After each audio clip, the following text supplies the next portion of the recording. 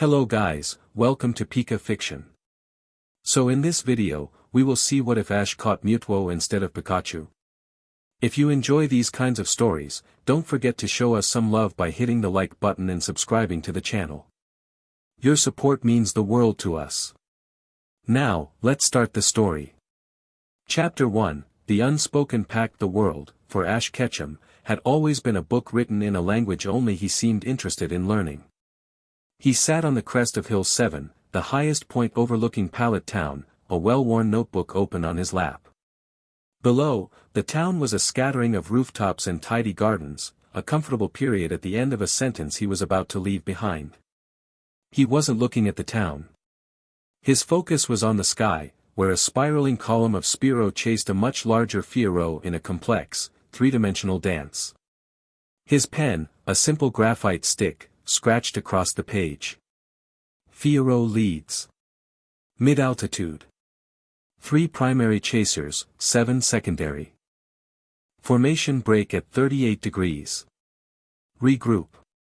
Purpose, dominance display. Territorial dispute. Or play. Most kids his age, 16 today, the first day of the rest of his life, would have been vibrating with an anxious energy, their bed sheets kicked to the floor in a desperate, failed attempt to sleep. Ash had been awake since before dawn, but his energy was different. It was a coiled spring, a stillness born of long preparation, not nervous agitation.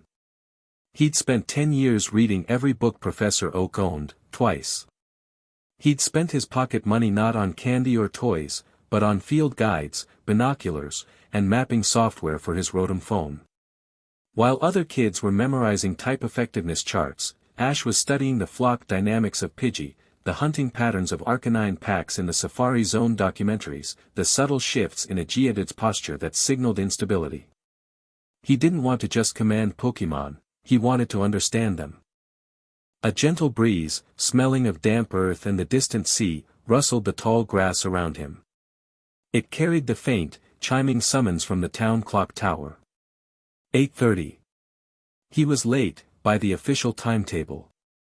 He closed his notebook, the worn cover soft beneath his fingers, and tucked it into the inner pocket of his jacket.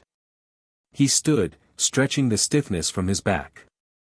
He was lean, built for walking, with the kind of quiet confidence that comes from knowing exactly who you are and what you want.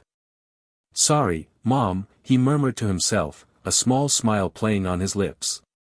"Promised I wouldn't dally."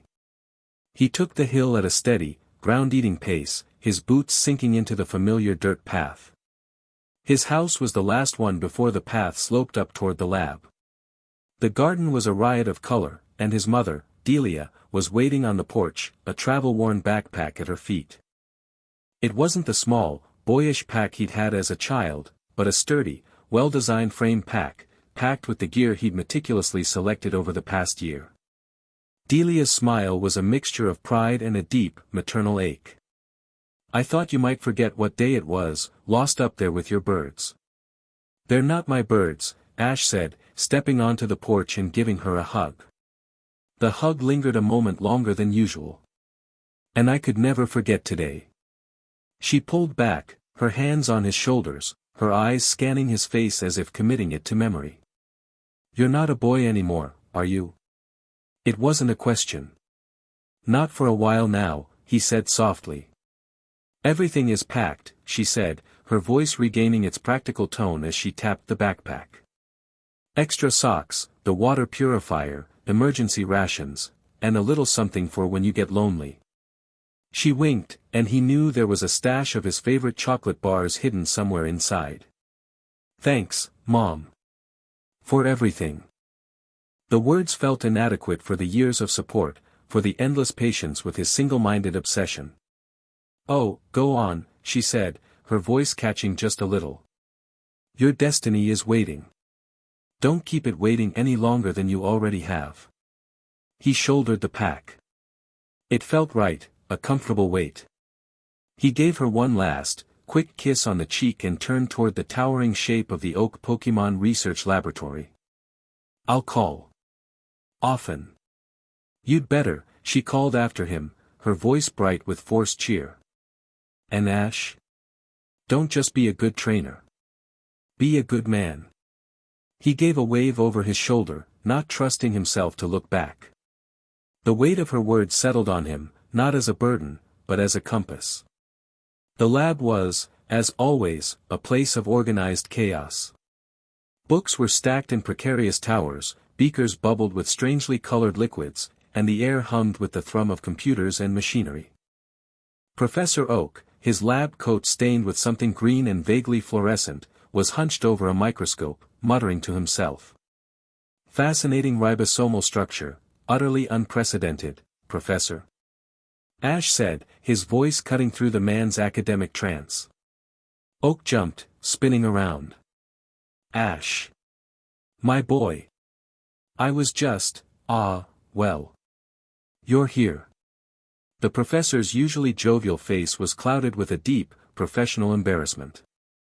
He wrung his hands, a gesture Ash recognized as a sign of extreme social discomfort. I am, Ash said, his gaze sweeping the room. He noted the 3 empty pedestals where the starter pokeballs usually rested. I take it I missed the morning rush. Yes.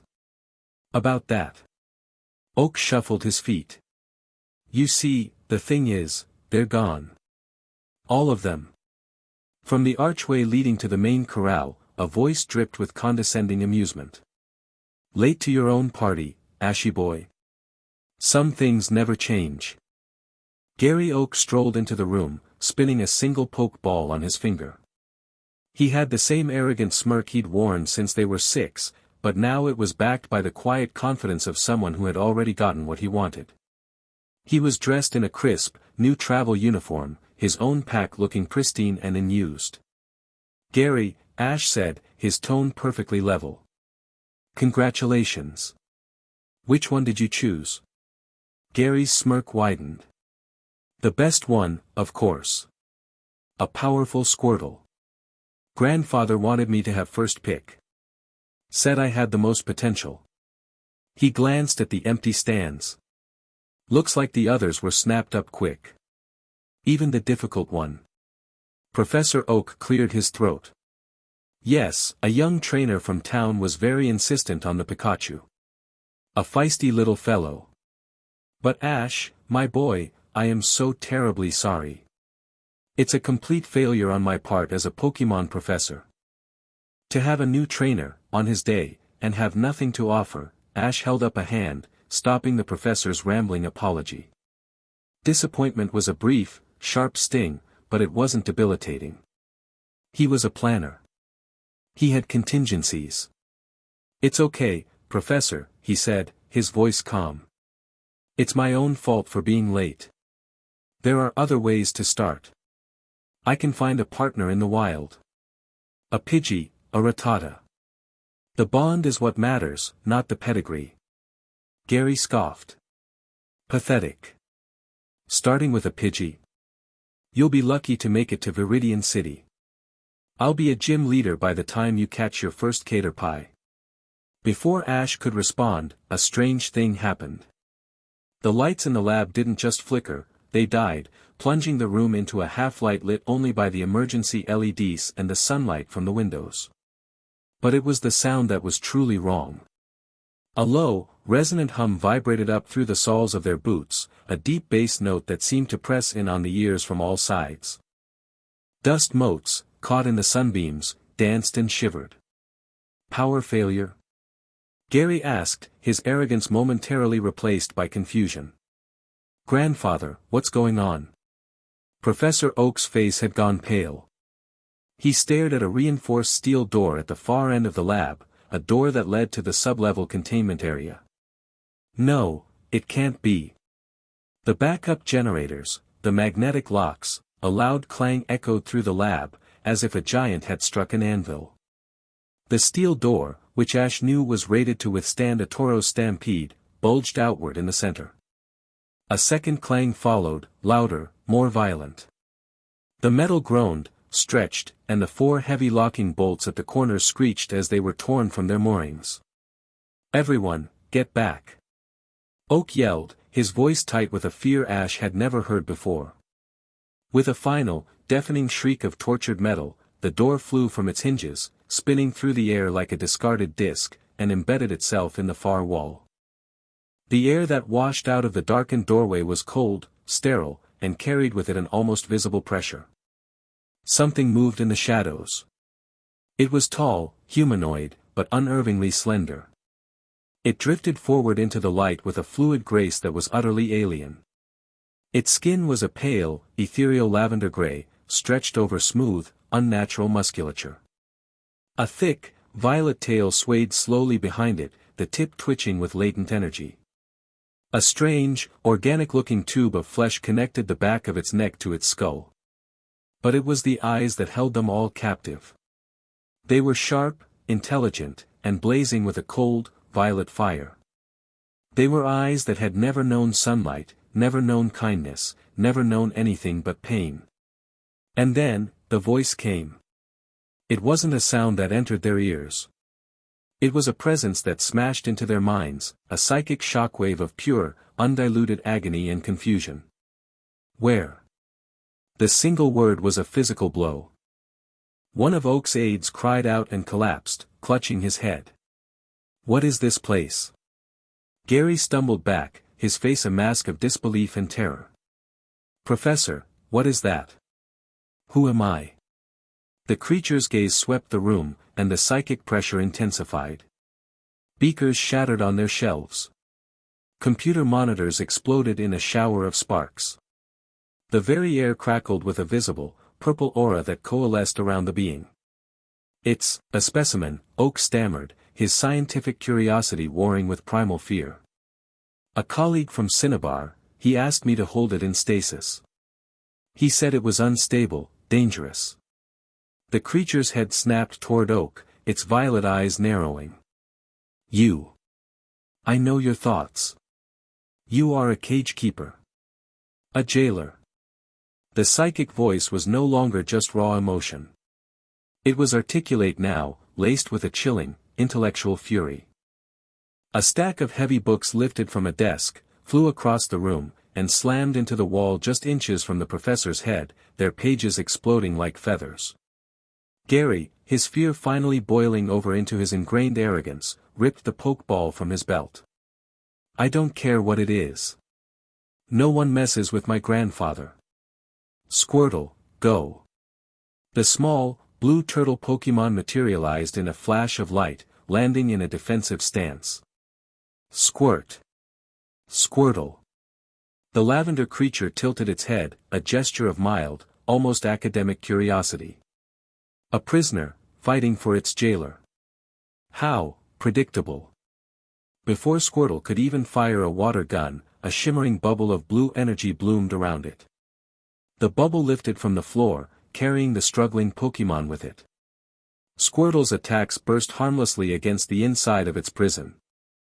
With a flick of the creature's long, three-fingered hand, the bubble and the Pokemon inside were gently deposited in the corner of the room, unharmed but completely neutralized. It hadn't been a battle, it had been a dismissal. Gary stared, his mouth agape.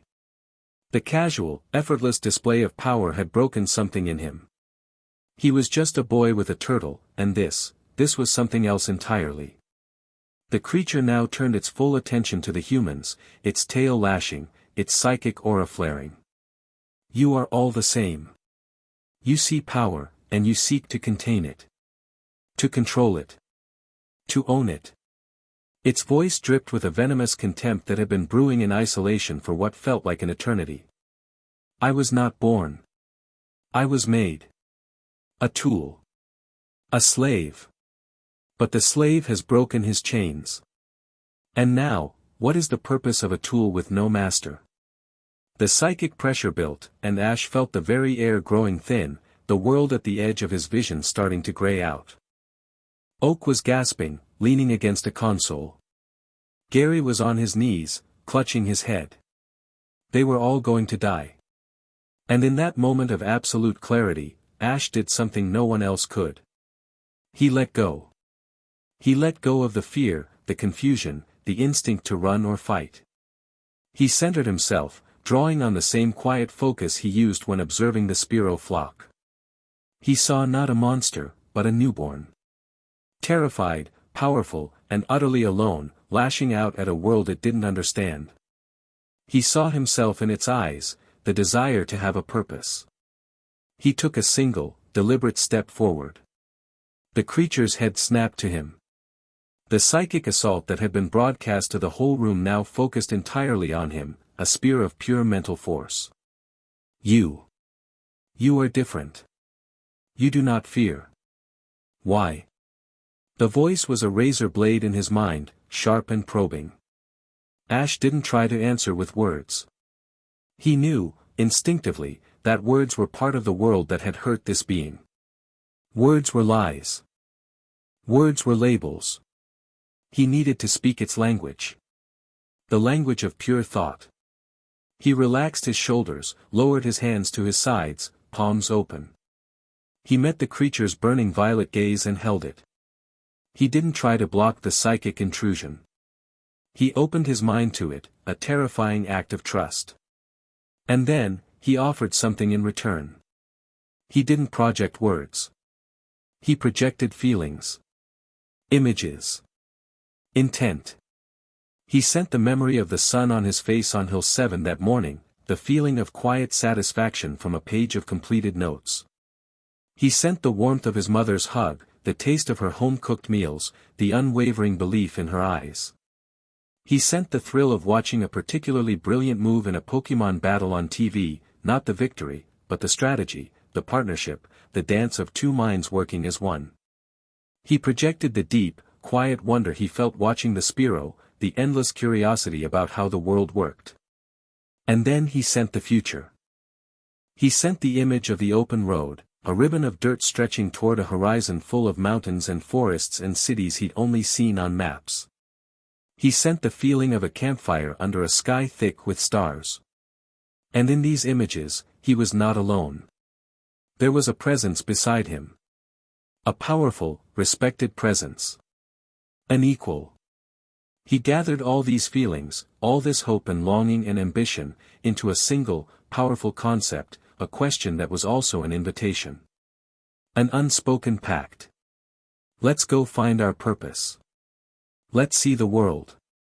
Together. The psychic assault stopped. Not gradually, but instantly, as if a switch had been flipped. The crushing pressure in the lab vanished. The air rushed back into Ash's lungs. The creature was still, its head cocked, its violet eyes wide with something other than rage. It was confusion. And a flicker of something else. Intrigue. Together. The telepathic word was no longer a shout, but a whisper, cautious and laced with a deep-seated disbelief. You do not wish to be my master. Ash finally allowed himself a small, genuine smile. He didn't need to project this thought. He let it form in his own mind, clear and true, knowing it would be heard. I don't want a master. I want a partner.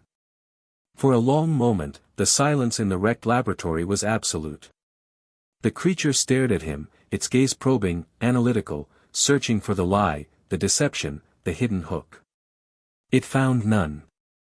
Ash's intent was as clear and solid as a block of granite.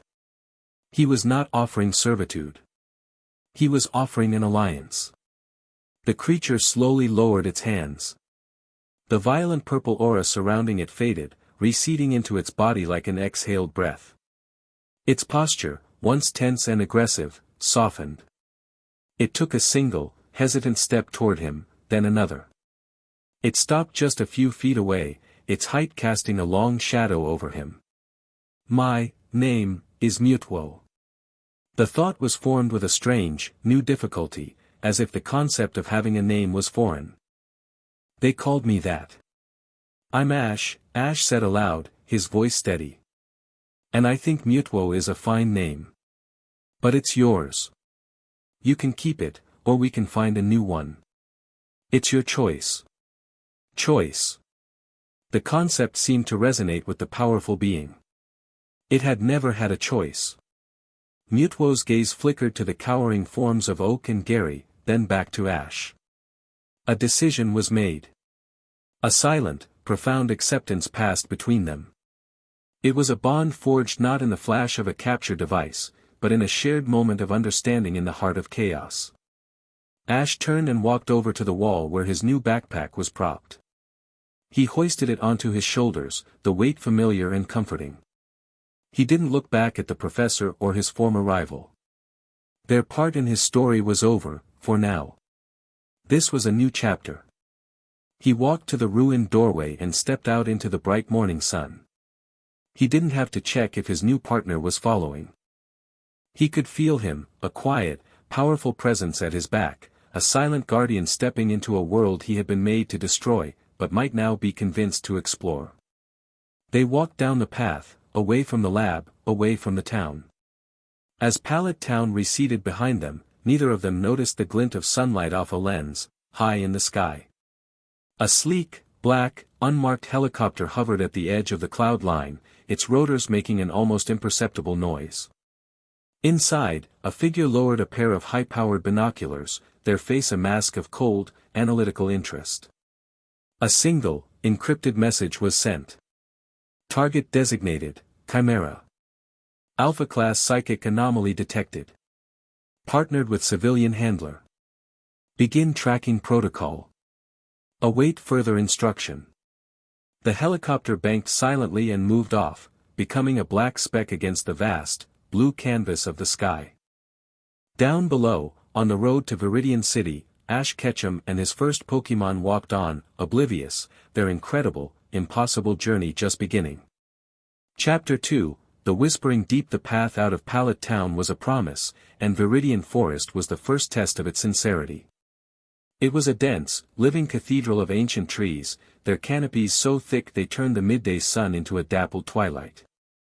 The air was heavy, smelling of damp soil, rotting leaves, and the sweet, cloying perfume of unseen flowers. For a normal trainer, it was a gauntlet of bug types and territorial bird Pokémon. For Ash, it was a classroom. He walked with a purpose, his eyes constantly scanning, his senses tuned to the rhythm of the woods. A few paces behind him, Mewtwo moved with a silence that was deeply unnatural. He didn't crunch leaves. He didn't snap twigs. He simply was. One moment, he was behind a tree, the next, he was 10 feet to the left, his feet seeming to find only moss and soft earth. They hadn't spoken much since leaving the lab, their communication a low, constant hum of shared sensory input. Ash felt the world through Mewtwo's psychic senses, the fear of a Rattata hiding in its burrow, the slow, contented digestion of a sleeping Snorlax miles away, the intricate web of mycelium under the forest floor. It was overwhelming, a symphony of life that Ash was only just learning to parse. The small, furred creatures in the trees are agitated, Mewtwo's thought projected, cool and analytical. It was like a perfectly clear bell ringing in the center of Ash's mind. Their neurochemistry indicates high levels of aggression. They are a potential obstacle. Ash paused, peering up into the canopy. A flash of cream-colored fur, a twitching, pig-like snout. A Mankey. Then another, and another. A whole troop, their angry chattering echoing through the leaves. One of them, bolder than the rest, shrieked and shook a branch violently. Obstacles can be moved, Mewtwo continued, a hint of impatience coloring the thought. A pebble next to Ash's boot lifted into the air, vibrating with contained energy. A demonstration of superior force would be efficient. No, Ash said aloud, his voice quiet but firm. He knelt, pulling his notebook from his jacket. They're not obstacles. They're a puzzle. Why are they angry? He watched them for a long moment, ignoring their escalating threats. He noted their frantic movements, the way they were all clustered in one section of the forest, their eyes darting toward a clearing further up the path. Their leader is displaying the highest levels of stress, Mewtwo noted, his psychic gaze far more penetrating than Ash's eyes. There is a focal point for their collective anger. A tall tree, at the edge of the clearing. A nest. A Fiero, Ash murmured, scribbling a note. Territorial. Mankeys are fiercely so. What did the Fiero do? Stole something. The thought was accompanied by a clear image in Ash's mind, a large Fiero swooping down, snatching a cluster of bright pink berries from a bush, and flying to its nest. The image was imbued with the Mankey's sense of outrage and injustice. Pecha berries, Ash identified. A whole bush. That was their primary food source. The solution is simple, Mewtwo stated. Obliterate the Fiero. Return the berries. Too loud, Ash countered, standing up and tucking the notebook away. It'll draw attention we don't need. And the Fiero is just being a Fiero. It's not evil. It's hungry. He looked back at his partner. The afternoon light, filtering through the leaves, caught the strange, smooth contours of Mewtwo's form. You can lift a pebble. Can you lift a berry without breaking it? There was a pause. The query is, unusual. The mass is negligible. The skin is fragile. It would require a level of telekinetic control I have not attempted. Then let's attempt it, Ash said, a grin touching his lips for the first time that day. Let's be efficient. And quiet. What followed was a silent, intricate ballet. Guided by Ash's understanding of animal behavior and executed by Mewtwo's phenomenal power, they solved the puzzle. A focused psychic pulse, too subtle for any creature to notice, gently nudged the Fiero in the nest, making it drowsy, as if it had just eaten a large meal. Then, with a level of precision that was breathtaking, Mewtwo extended his telekinetic field. From Ash's perspective, it was invisible, but in his mind, he could feel it, 1,000 tiny, invisible hands, each one exerting the exact amount of pressure needed. One by one, the stolen Pecha berries floated out of the Fiero's nest. They drifted through the air in a sparkling pink river, weaving between branches, and descended into the center of the Mankey troop. The angry chattering stopped. The Mankeys stared, their small, dark eyes wide with disbelief. One of them tentatively picked up a berry, sniffed it, and then popped it into its mouth, its whole body seeming to relax. A moment later, the entire troop was feasting. Their leader looked up into the trees, not toward the Fiero's nest, but toward where Ash and Mewtwo stood, half hidden. It gave a single, low grunt, not of anger, but of acknowledgement. Then it turned back to its meal. Ash let out a breath he didn't realize he was holding. See? No one gets hurt. Everyone's happy. They are, no longer an obstacle, Mewtwo conceded. The mental voice was still cool, but Ash could detect a new thread in it, curiosity. The application of power not for destruction, but for a delicate, complex solution, was a novel concept. Your logic is inefficient, yet the outcome is satisfactory. Welcome to being a partner, Ash said, clapping Mewtwo gently on the shoulder. The lavender skin was cool and smooth, like polished stone. It's all about a satisfactory outcome. They left the forest behind as dusk was painting the sky in shades of orange and violet, the colors of Mewtwo's own aura.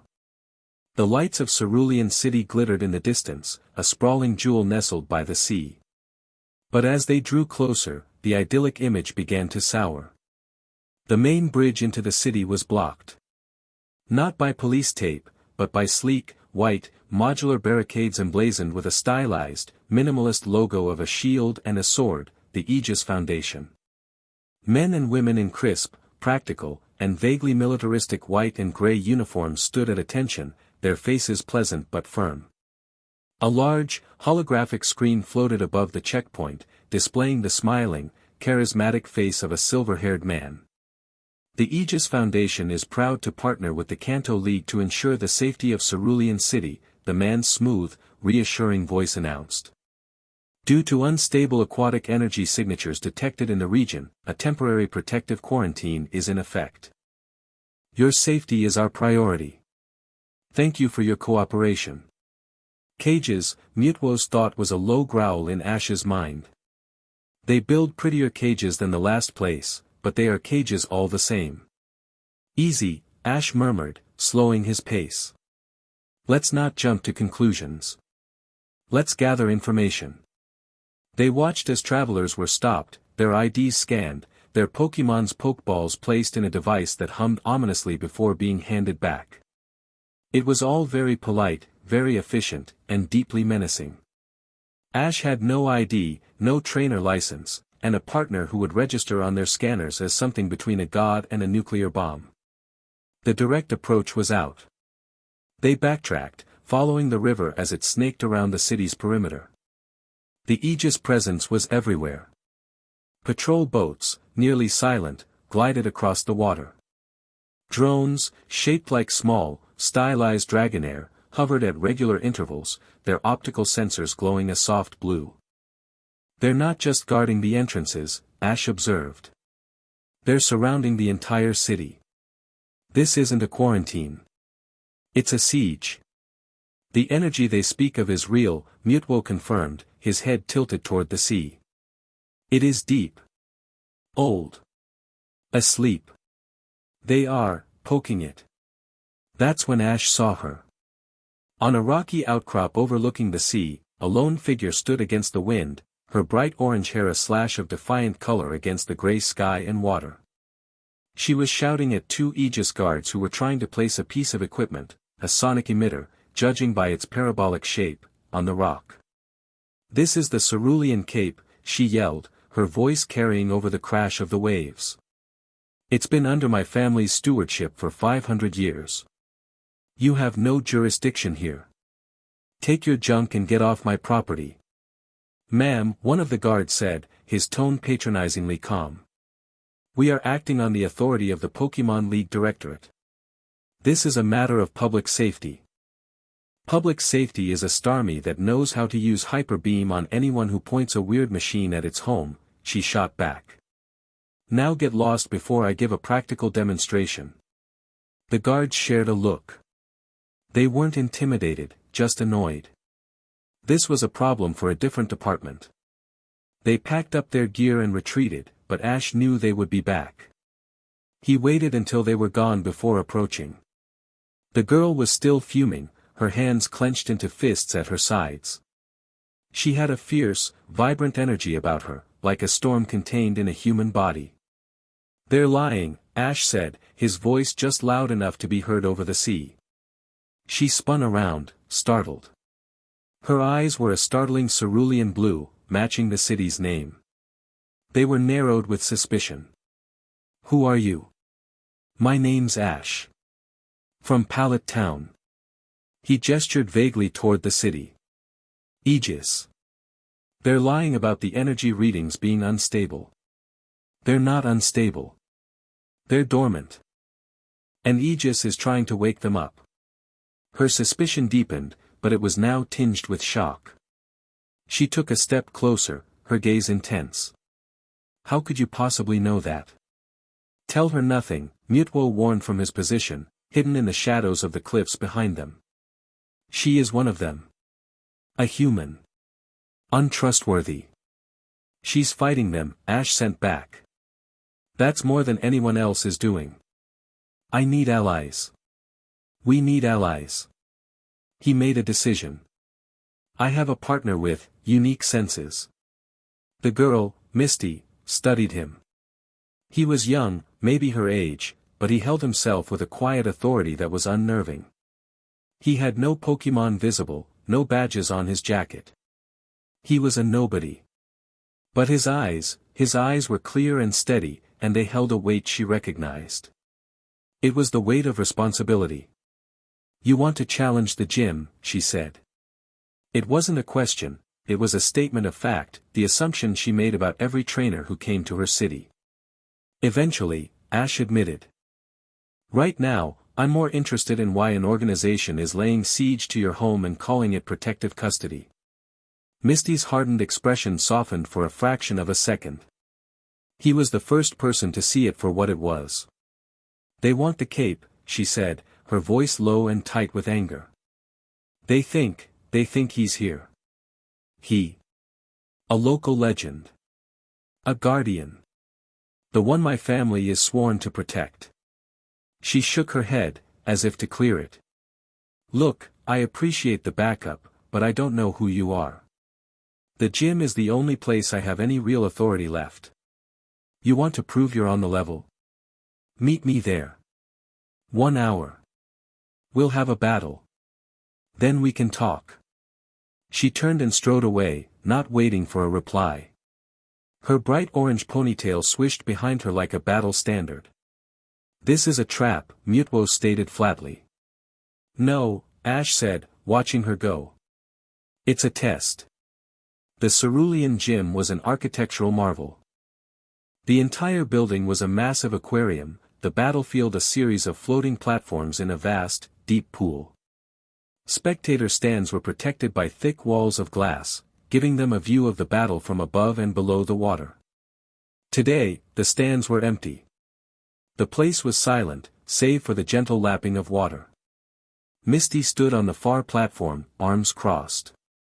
She had changed into a more practical battle outfit. I hope you've got something better than a Pidgey. This is a water gym. You'll need more than good intentions to win. Ash walked onto the platform opposite her. About that. I don't have any other Pokemon. Misty's eyebrows shot up. What? You came to challenge a gym leader with no Pokemon? Are you insane or an idiot? I have a partner, Ash said calmly. But I can't use him. Not here. Not openly. She sees you as weak, Mewtwo's voice echoed in his mind, laced with contempt for the situation. This is a waste of our time. Then you've wasted my time, Misty snapped, her patience gone. I've got bigger problems than some weird kid with no Pokemon and a Messiah complex. Get out. Before Ash could respond, a low hum filled the air. It wasn't a sound he heard with his ears, but a vibration he felt in his bones, in the fillings of his teeth. The water in the pool began to ripple, forming strange, geometric patterns on its surface. Misty clutched her head. What is that? Ash knew. He felt it not as a headache, but as a piercing shriek in his psychic space.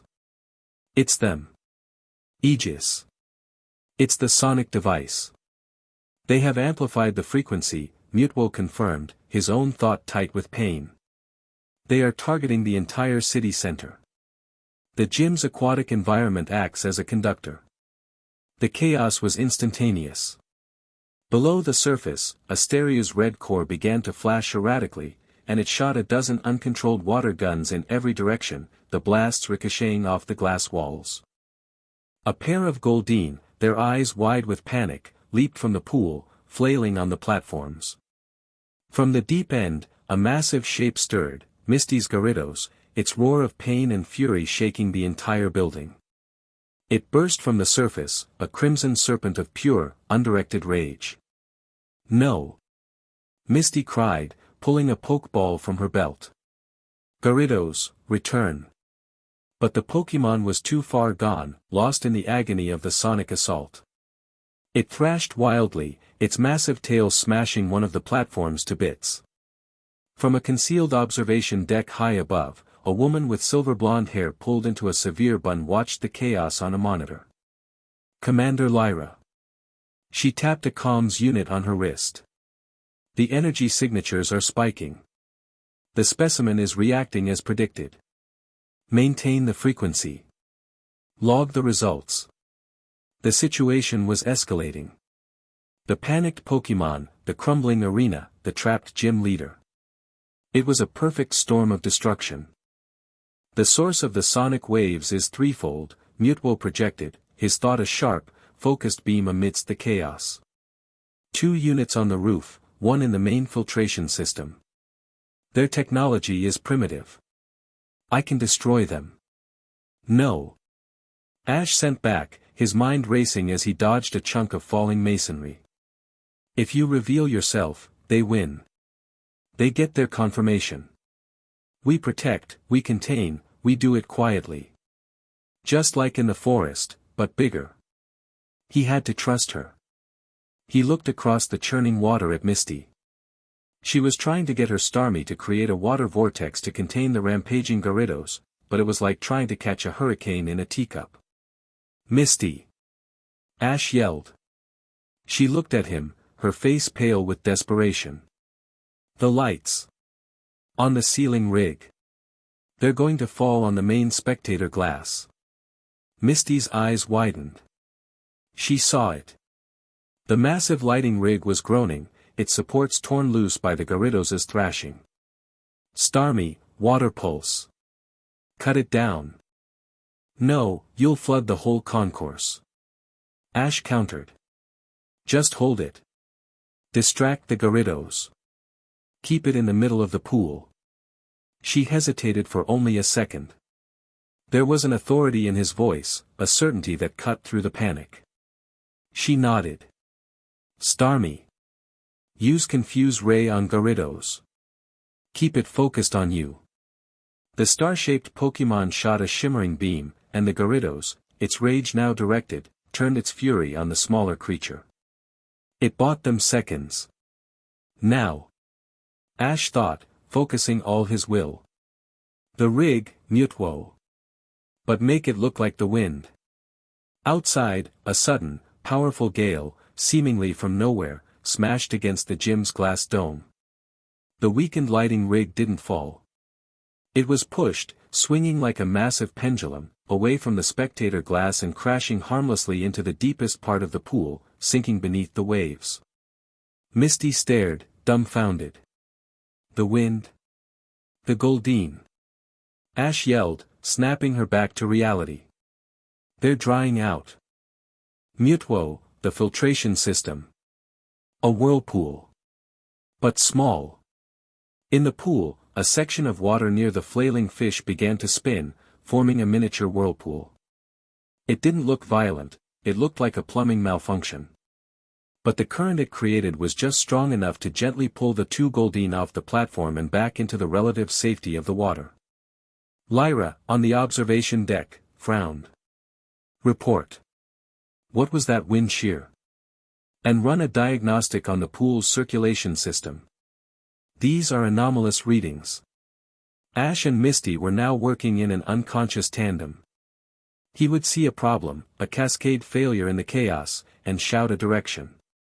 She, using her own Pokémon and knowledge of the gym, would execute, trusting his impossible foresight. She didn't know how he was seeing it all, how he was predicting the accidents before they happened. She just knew he was right. It was a strange, frantic dance of survival. Her Starmie would create a wall of water, only for a freak electrical short to disable a piece of failing Aegis equipment that had just been installed on the wall behind it. He would shout for her to get down, and a moment later a section of the ceiling would crash exactly where she had been standing.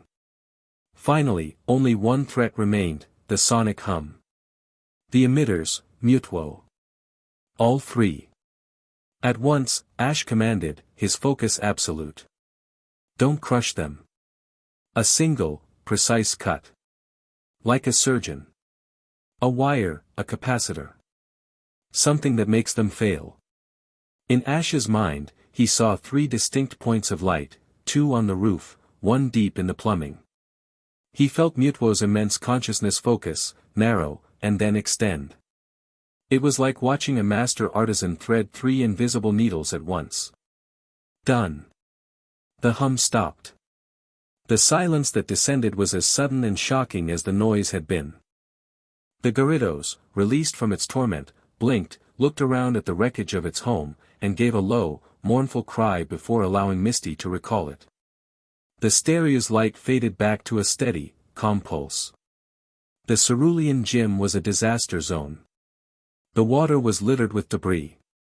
The platforms were cracked. But no one, and no Pokémon, was seriously hurt. Ash stood on the edge of a platform, breathing heavily, soaked in sweat and pool water. Across the wreckage, Misty stared at him, her chest heaving. Aegis personnel were starting to swarm in, their voices a mixture of alarm and professional detachment as they began their damage control narrative. Misty ignored them. She walked toward Ash, her steps sure and deliberate, navigating the debris with an innate grace. She stopped in front of him. Her blue eyes were wide, filled with 1,000 questions. That, she started, her voice barely a whisper. That wasn't luck. The wind. The whirlpool. The power failures. You were conducting it. All of it. She looked at him, truly looked at him, and saw not a boy, but a commander. How?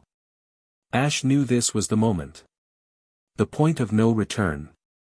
He looked around at the Aegis uniforms, at their sleek technology and their false smiles. He couldn't do this alone. He met her gaze and didn't speak.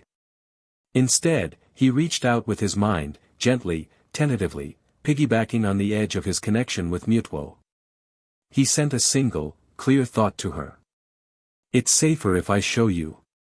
And then, another voice, ancient and powerful and utterly alien, echoed in the private space of her own mind. Greetings, Gym Leader. Misty gasped, stumbling back, her hands flying to her head. It wasn't a sound. It was a presence, a mind so vast and powerful it felt like an ocean pouring into a teacup. She looked at Ash, her eyes wide with terror and awe. He just gave a small, reassuring nod. Later, after the Aegis teams had been stonewalled by a suddenly uncooperative gym leader who was citing 100 ancient city bylaws, they stood on the highest balcony of the gym, overlooking the moonlit sea. The wrecked battlefield was below them, a testament to the battle they had won. Mewtwo hovered in the air behind them, no longer hiding, his form wreathed in a soft, violet light. Misty had been silent for nearly an hour, processing. Finally, she spoke. The legends my grandmother told me, stories of Pokémon with the power to move mountains, to speak in the minds of men. I thought they were just fairy tales. Some fairy tales are true, Ash said. Aegis doesn't think he's a fairy tale, Misty said grimly. They know. They're hunting him. They were using my city, my home, as bait to try and draw out Lugia. But a psychic of this magnitude, he's a much bigger prize for them. She turned to Ash, her expression fierce. They won't stop. They'll tear apart the whole region to get to him. Ash nodded. I know. Misty reached into her pocket and pulled out a small, teardrop-shaped badge. The Cascade Badge. She held it out to him. He shook his head. I didn't earn it. We didn't even have a battle. Don't be an idiot, she said, pressing it firmly into his hand and closing his fingers around it. The metal was cool against his skin. You didn't win a gym battle. You saved my gym. You saved my Pokémon. You showed more strategic thinking and courage in 30 minutes of chaos than most league champions see in their entire careers. You earned this. He looked down at the badge, then back at her. In her eyes, he saw no fear of the impossible creature floating behind him. He saw respect. He saw understanding. He saw a comrade. My family, she said, her voice softer now, are the keepers of the Cerulean Cape. We're sworn to protect the balance. To be guardians. For years, I thought that meant protecting a place. She looked from Ash to Mewtwo, and a new resolve hardened her features. I was wrong. It means protecting the world from people like Aegis.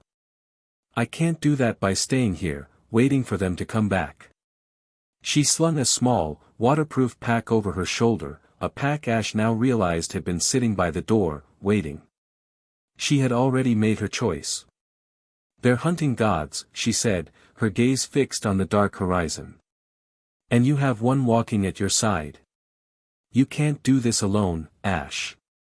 Her eyes met his, a silent promise passing between them. So where are we going next?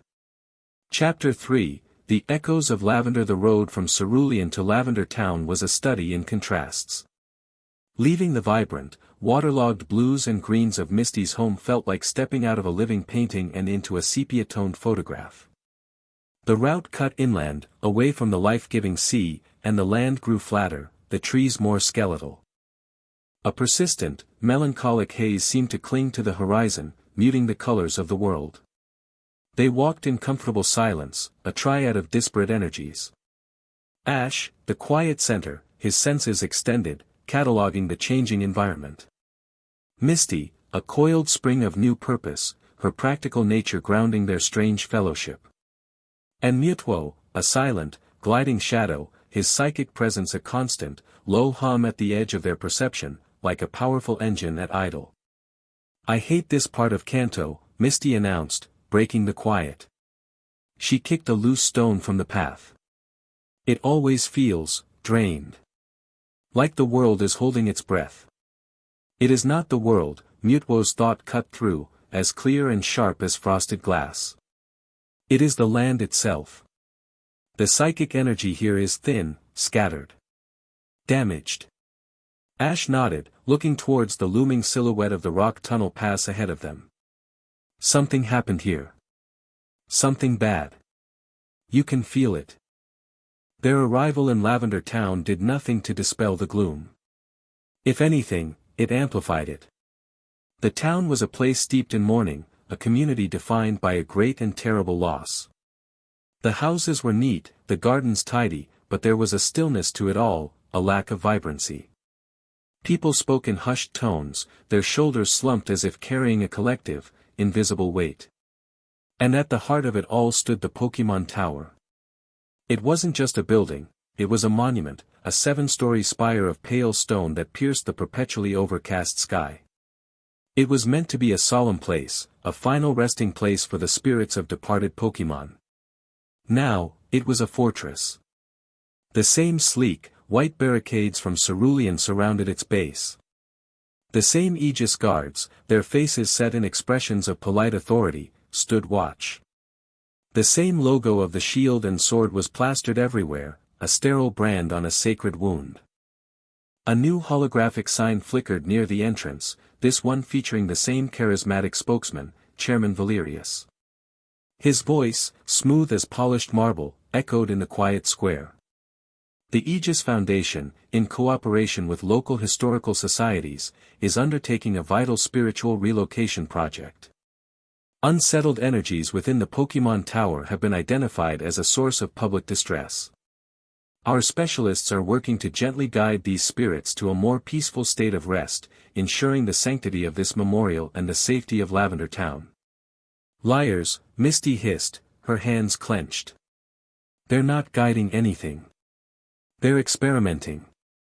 They seek to weaponize fear," Mewtwo confirmed, his presence behind Ash feeling colder, harder. His telepathic voice was laced with a chilling disdain. "The residual psychic energy in this place is unique. It is not derived from life, but from the echo of its absence. Ghost energy. They believe it can be tuned to a frequency that disrupts psychic minds like mine. A crude but potentially effective countermeasure." Ash's gaze was fixed on the top floor of the tower. A faint, intermittent purple light pulsed behind one of the windows, barely visible in the twilight. It was a sickly, unnatural glow. "They're not just studying it. They're aggravating it. They're stirring it up." An old man, his back bent with age and grief, approached the barricade, clutching a single white lily. He tried to speak to one of the guards. "Please, I just want to pay my respects. My grow lithe, he was a good boy." "The tower is closed for restoration, sir," the guard recited, his voice devoid of empathy. "For your own safety. Please, step back." The old man's shoulders slumped, the last bit of hope seeming to drain out of him.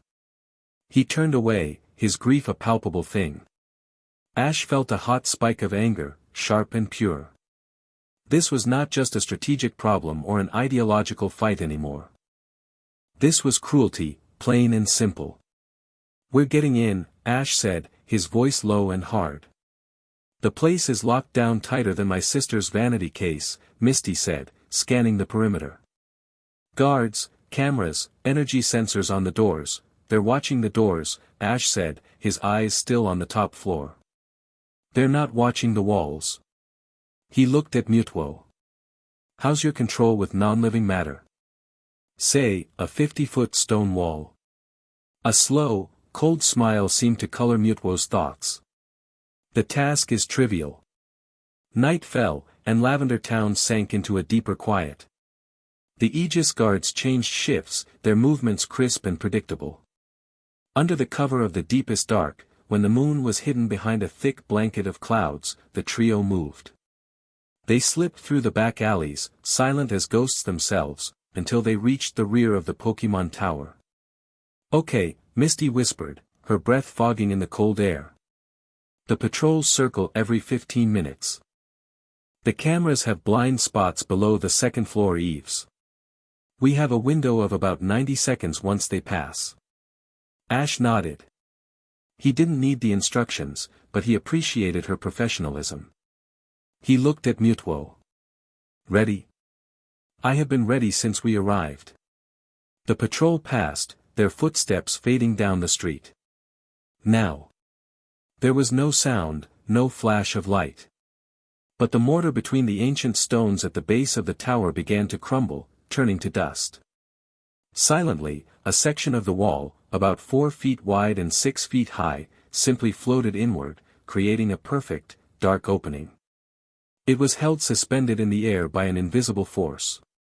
"Or we could just do that," Misty breathed, her eyes wide. They slipped through the opening. As soon as they were inside, the slab of stone floated back into place, sealing them in. The mortar reformed, leaving no seam, no hint of their entry. To any outside observer, the wall was solid, untouched. The air inside was heavy, cold, and still. It smelled of dust, old stone, and something else, a faint, ozone-like tang of raw emotion.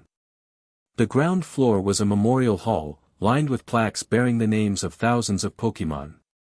In the center, a grand staircase spiraled upwards into darkness. The concentration of residual energy increases with each floor, Mewtwo observed. "It feels disjointed. Agitated." "Aegis," Misty muttered, pulling a powerful flashlight from her pack. The beam cut a sharp cone through the darkness, illuminating swirling motes of dust. They took the stairs, their footsteps echoing unnaturally in the profound silence. Each floor was a honeycomb of burial niches, small alcoves holding pictures, toys, and faded ribbons, mementos of cherished partners.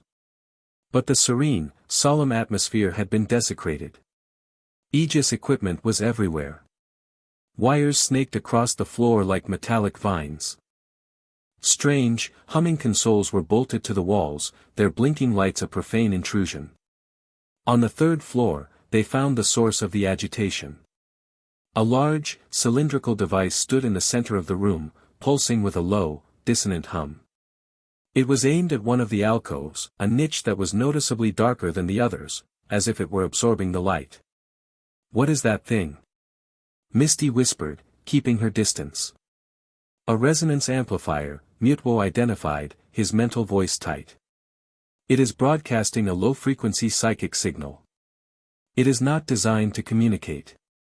It is designed to irritate. Like a constant, painful noise. They are using it to charge the ambient ghost energy." From the darkened alcove, a low moan emanated, a sound of pure, undiluted sorrow that raised the hairs on Ash's arms. A faint, purple mist began to seep from the niche, coalescing into a vaguely mammalian shape. A ghastly. Its form was indistinct, its large, sad eyes flickering. Then, the amplifier pulsed, and the ghastly's form convulsed.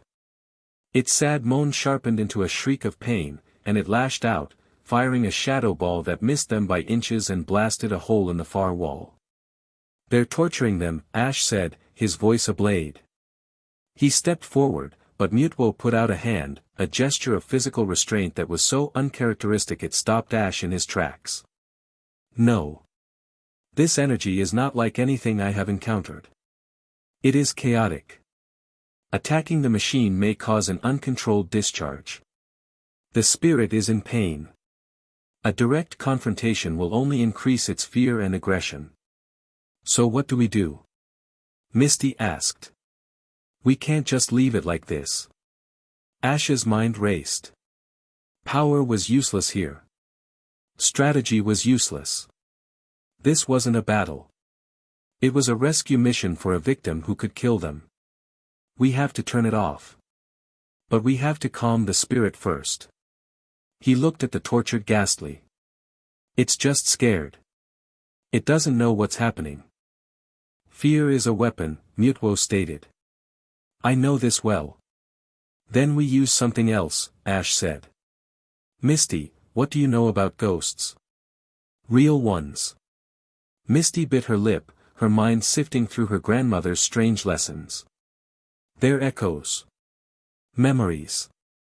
Trapped by strong emotions. Grief, love, anger. The stronger the emotion, the stronger the echo. This one feels like pure pain, Ash said. The amplifier is just making it worse. He looked at Mewtwo. Can you create a barrier? Not to attack. Just to shield us. A psychic bubble. Completely neutral. Mewtwo nodded, a flicker of purple energy encasing the three of them in a transparent, shimmering sphere. The ghastly, sensing a new presence, turned its frantic attention on them, launching another volley of spectral attacks. The shadow balls impacted the psychic shield and dissipated harmlessly, like smoke against glass. Okay, Ash took a deep breath, letting it out slowly. Now, just, hold on. He closed his eyes. He reached out with his own mind, not with power, but with empathy. He pushed past the pain and the fear, searching for the core memory, the emotional anchor of the spirit. He felt Mewtwo's presence at his side, not assisting, but observing, a silent, powerful student learning a new and alien discipline. Ash found it. A flicker of an image, buried under layers of agony. A small boy, laughing, tossing a ball. The ghastly, younger, more solid, playfully chasing it. A feeling of joy. Of belonging. Ash focused on that feeling. He didn't try to project his own thoughts. Instead, he took that single, happy memory and amplified it, reflecting it back at the spirit. He showed the ghastly its own happiness, a reminder of what it was before the pain. The frantic attacks slowed. The ghastly's shrieks subsided into confused moans. Its chaotic form began to stabilize, its eyes focusing on the bubble, on Ash. It saw not a threat, but a reflection of its own lost joy. With a final, soft sigh, the purple mist flowed back into its alcove, the light within turning from a pained purple to a soft, peaceful white. The room was silent again, the only sound the hum of the Aegis machine. Misty let out a shaky breath. I have never seen anything like that. You didn't fight it. You healed it. It was illogical, Mewtwo admitted, the barrier dissolving. But effective. The admission felt like a monumental concession. Now for the machine, Ash said, his expression hardening. He walked over to the humming device. There was no complex interface, no off switch. Just a power conduit snaking down to the floor below. With a grunt, he ripped it from the wall. The machine sputtered and died. They continued their ascent, a silent, determined team. On the 4th and 5th floors, they found more of the same, tortured spirits, humming amplifiers. Using the same method, they calmed a haunter trapped in a loop of confusion and a Jengar reliving a moment of betrayal. With each spirit they pacified, Ash's control grew stronger, his empathy a finely honed tool. And with each encounter, Mewtwo grew quieter, more watchful, observing a kind of power he could not comprehend but was beginning to respect. They finally reached the 7th floor, the highest chamber. And the feeling was different. The sorrow and confusion of the lower floors was replaced by something else, something far more potent, a single, burning point of pure, incandescent rage. The room was a wreck. Stone benches were overturned. The central altar was cracked down the middle. And Aegis technology was everywhere, but this time it was different. It wasn't just amplifiers. There were high-energy containment emitters, sophisticated sensors, and a powerful, multispectrum camera recording everything. At the center of it all, a spectral tornado of purple energy and flying debris spun furiously. This one is powerful, Mewtwo stated, his own psychic aura flaring instinctively in response. Its grief has fossilized into pure hatred. It is the anchor for all the unrest in this tower. It's the ghost of Marowak, a voice whispered from the shadows. Ash and Misty spun around. Huddled behind a fallen pillar was a terrified-looking old man in the robes of a channeler, one of the tower's traditional caretakers. Mr. Fuji. Ash recognized him from pictures in the professor's lab. They came. Aegis, the old man stammered, his eyes wide with fear.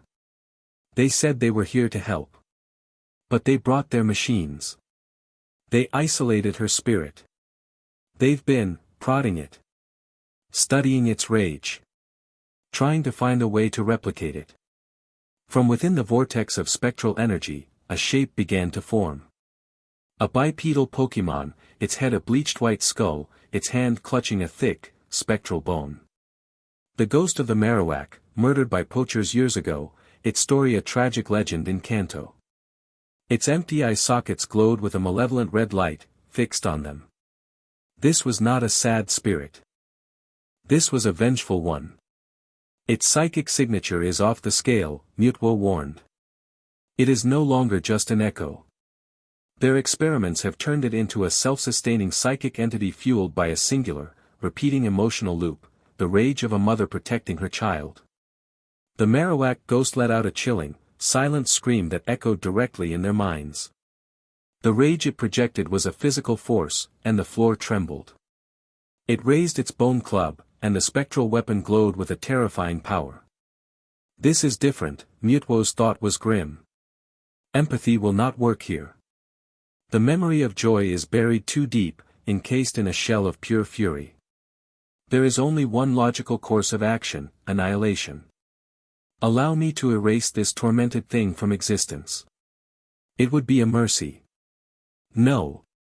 Ash's reply was instantaneous, a sharp, unshakable command that surprised even himself. He stepped in front of Mewtwo, placing himself between his partner and the raging spirit. You will not answer its pain with oblivion. That's what Aegis does. We are not them. This was it. The core of their philosophical divide, laid bare in the face of pure, unadulterated rage. A clash not of power, but of principle. You are a fool. Mewtwo's voice thundered in his mind, the first time he had ever projected anger directly at Ash. Your sentimentality will get us all killed. This creature is a weapon, and it is pointed at us. Then we'll be a shield. Ash shot back. He turned his back on Mewtwo, an act of supreme, insane trust, and faced the raging ghost. The Marowak was gathering energy for an attack, the air crackling around it. Misty. Mr. Fuji. Ash called out, his voice ringing with authority. Her child. The cub one. What happened to it? It lives, Mr. Fuji stammered from his hiding place. I took it in. Raised it myself. It grew up. It's a strong Marowak now. It lives here in Lavender Town. Is that what this is about? Misty breathed, understanding dawning. She doesn't know. She's trapped in her last moment, trying to protect a baby that's been safe for years. The ghost's rage was reaching its peak. It unleashed a spectral boomerang, a spinning arc of pure phantom energy that shrieked through the air. Ash, move. Mewtwo's thought was a panicked roar. But Ash stood his ground. Mewtwo, shield us. But don't fight back. Trust me. Just one more time, trust me. A shimmering wall of psychic energy erupted in front of Ash, the boomerang smashing against it in a deafening explosion of spectral force that shook the entire tower. The shield held, but barely. Ash didn't flinch. He closed his eyes, ignoring the psychic storm, the crumbling stone, the terror of the moment. He reached past the Marowak's rage, past the wall of hate it had built around itself. He was searching for one thing, one specific connection he knew had to be there. He wasn't trying to project his own feelings. He was trying to borrow someone else's. He reached out with his mind, out of the tower, into the quiet, sleeping town below. He searched for the cub one that was no longer a cub one. The child that had grown up without a mother. He found it, sleeping peacefully in Mr. Fuji's garden. And in its heart, buried deep, was a memory. The faint, warm echo of a mother's love. A feeling of being safe. A lullaby sung in a language only they shared. It was the faintest of threads, but it was enough. Ash grabbed that thread.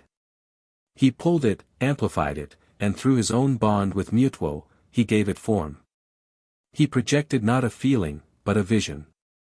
Not for the ghost, but for everyone in the room to see, a psychic image broadcast into the air. The image of a young cub one, crying over its mother's body. Then, a kind old man gently lifting it. The cub one growing, training, becoming strong. Finally, the image of a fully grown, powerful Marowak, standing tall and proud, the spitting image of its mother, but its eyes filled not with rage, but with life. It was a vision of survival. Of legacy. Of love outliving death. The raging vortex around the Marowak ghost faltered. The red glow in its eyes flickered. It lowered its bone club, its spectral form wavering, the centuries of rage confused by this single, impossible image of its child, safe and grown. For the first time, it let out a sound that wasn't a scream. It was a low, mournful question. A call to a child it thought it had lost forever. And from Mr. Fuji's pocket, a pokeball trembled. The old man, understanding, released the Pokemon. The living Marowak materialized in the room. It saw the ghost of its mother, and it froze. The two stood there, a living being and a spectral echo, separated by time and tragedy. The ghost reached out a hesitant, translucent hand. The living Marowak took a step forward, and laid its head against that ghostly hand, letting out a soft, low cry. The rage broke. It shattered like glass, replaced by a wave of pure, overwhelming love and relief that washed through the room. The ghost of Marowak looked at her son, then she turned her head and looked directly at Ash. In the empty sockets of the skull, for a fleeting second, Ash saw two warm, grateful eyes. And then, with a final, contented sigh that felt like a warm summer breeze, the ghost dissolved. Not into oblivion, but into a shower of gentle, golden light that filled the room before fading, leaving behind only peace. The silence in the room was profound.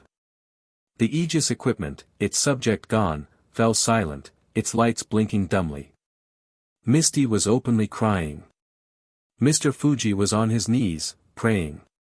Mewtwo floated down to the floor, the psychic aura around him gone. He looked at the spot where the ghost had been, then at Ash. The psychic voice in Ash's head was quiet, stripped of all its previous arrogance and cynicism. It was filled with a deep, resonant awe.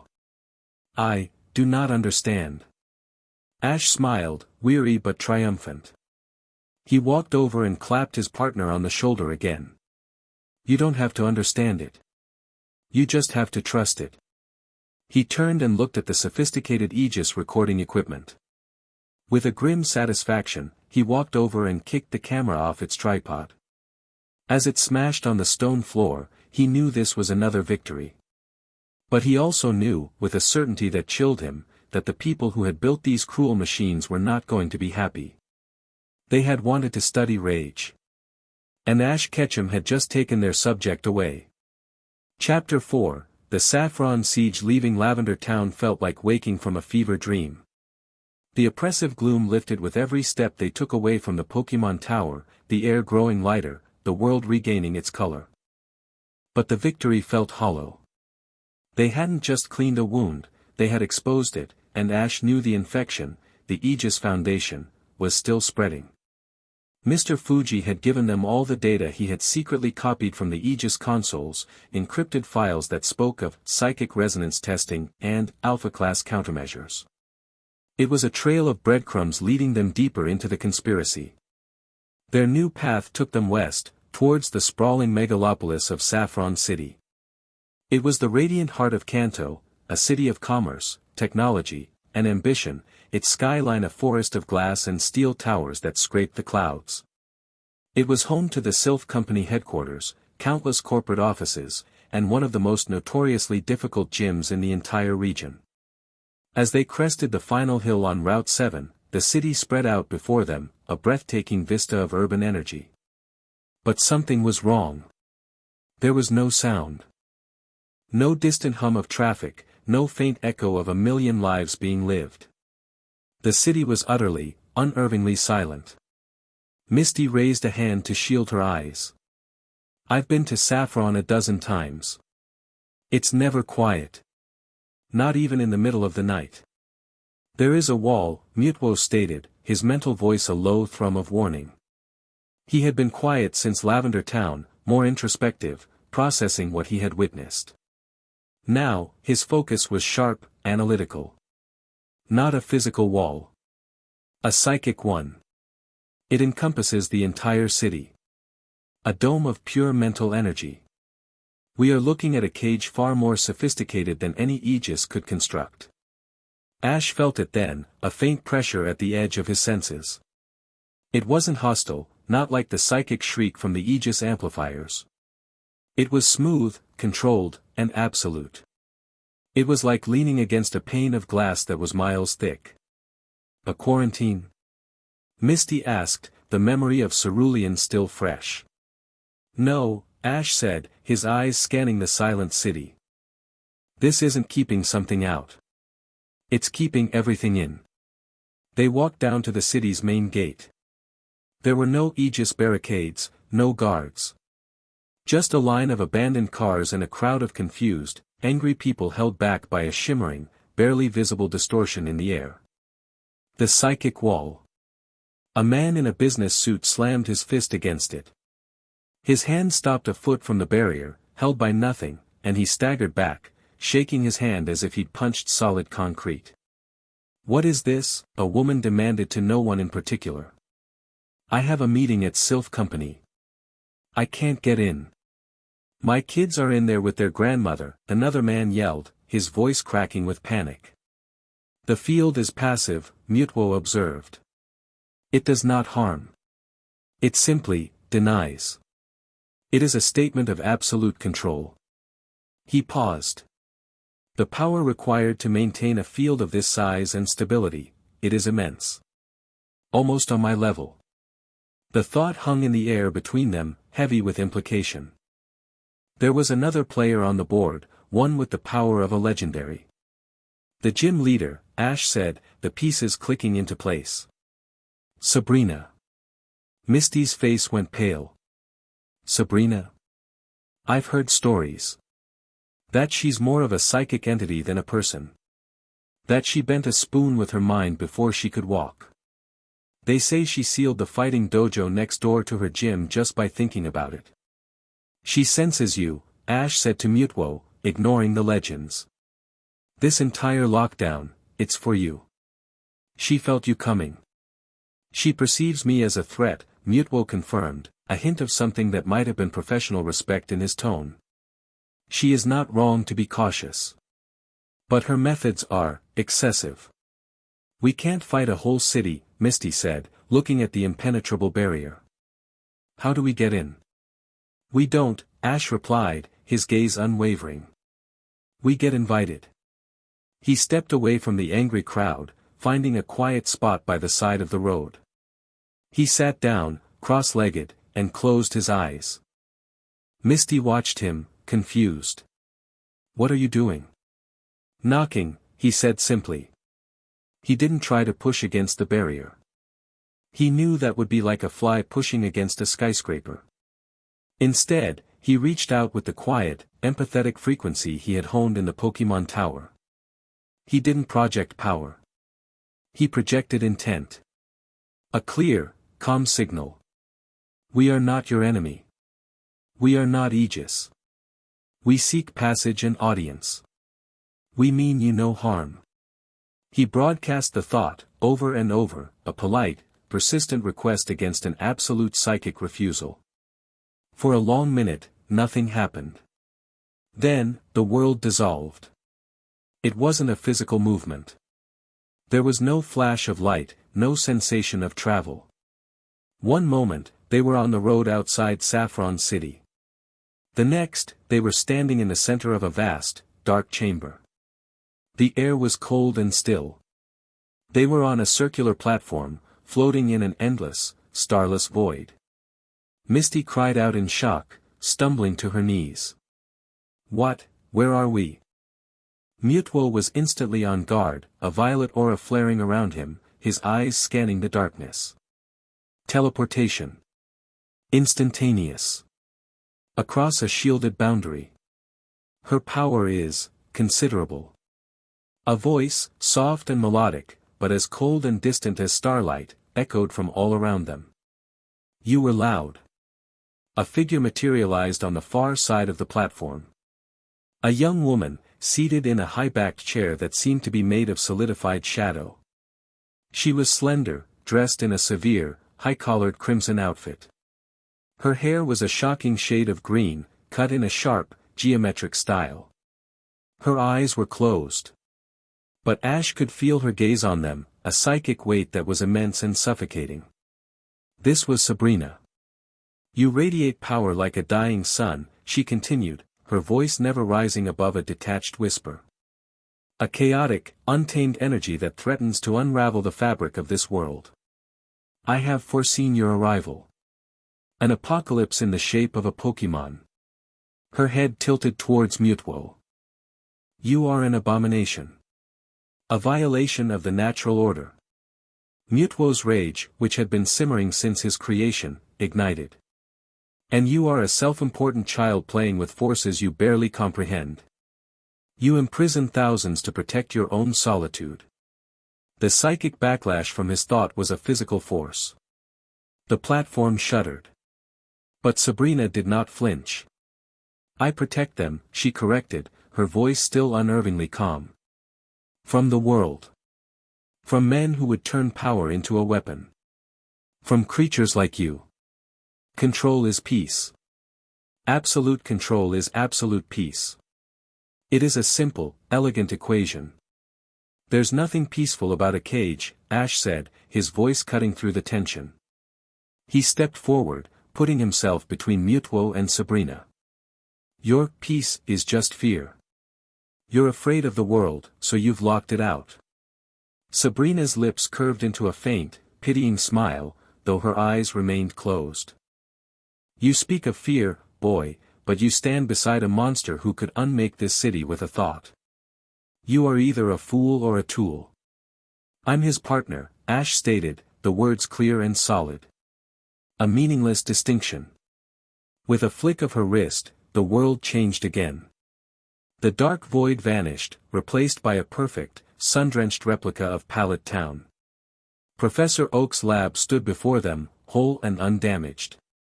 His mother, Delia, was in her garden, waving at him with a warm smile. Ash, you're home, she called, her voice exactly as he remembered it. Misty gasped. It's an illusion. A powerful one, Mewtwo noted, his psychic senses probing the construct. Layered with emotional resonance and memory triggers. Designed to disorient. To pacify. This is what you want, isn't it? Sabrina's voice whispered on the breeze. A simple life. No monsters.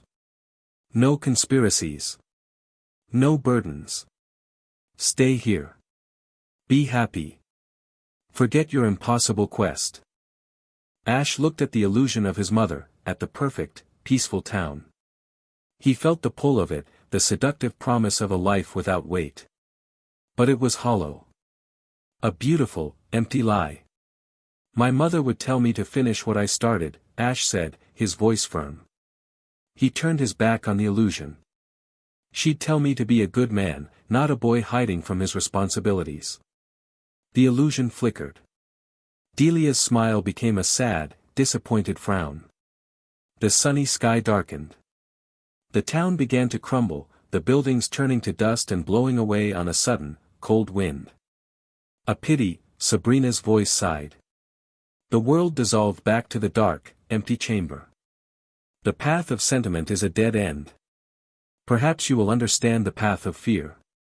The platform beneath their feet vanished. They were falling. tumbling through an endless black void. Misty screamed, flailing in the non-existent air.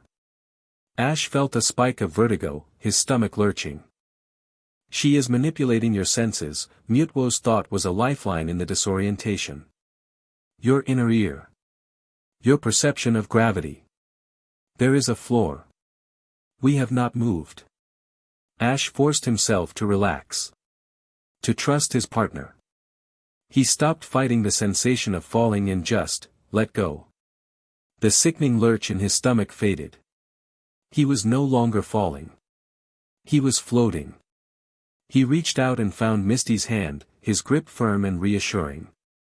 "It's not real," he said to her. "It's a trick. Just a trick." They landed gently, the solid platform reappearing beneath their feet. Misty was breathing heavily, her knuckles white where she gripped his hand. Sabrina's expression, for the first time, held a flicker of surprise. Her eyes, still closed, seemed to narrow. "You have a strong anchor. But he cannot shield you from your own mind."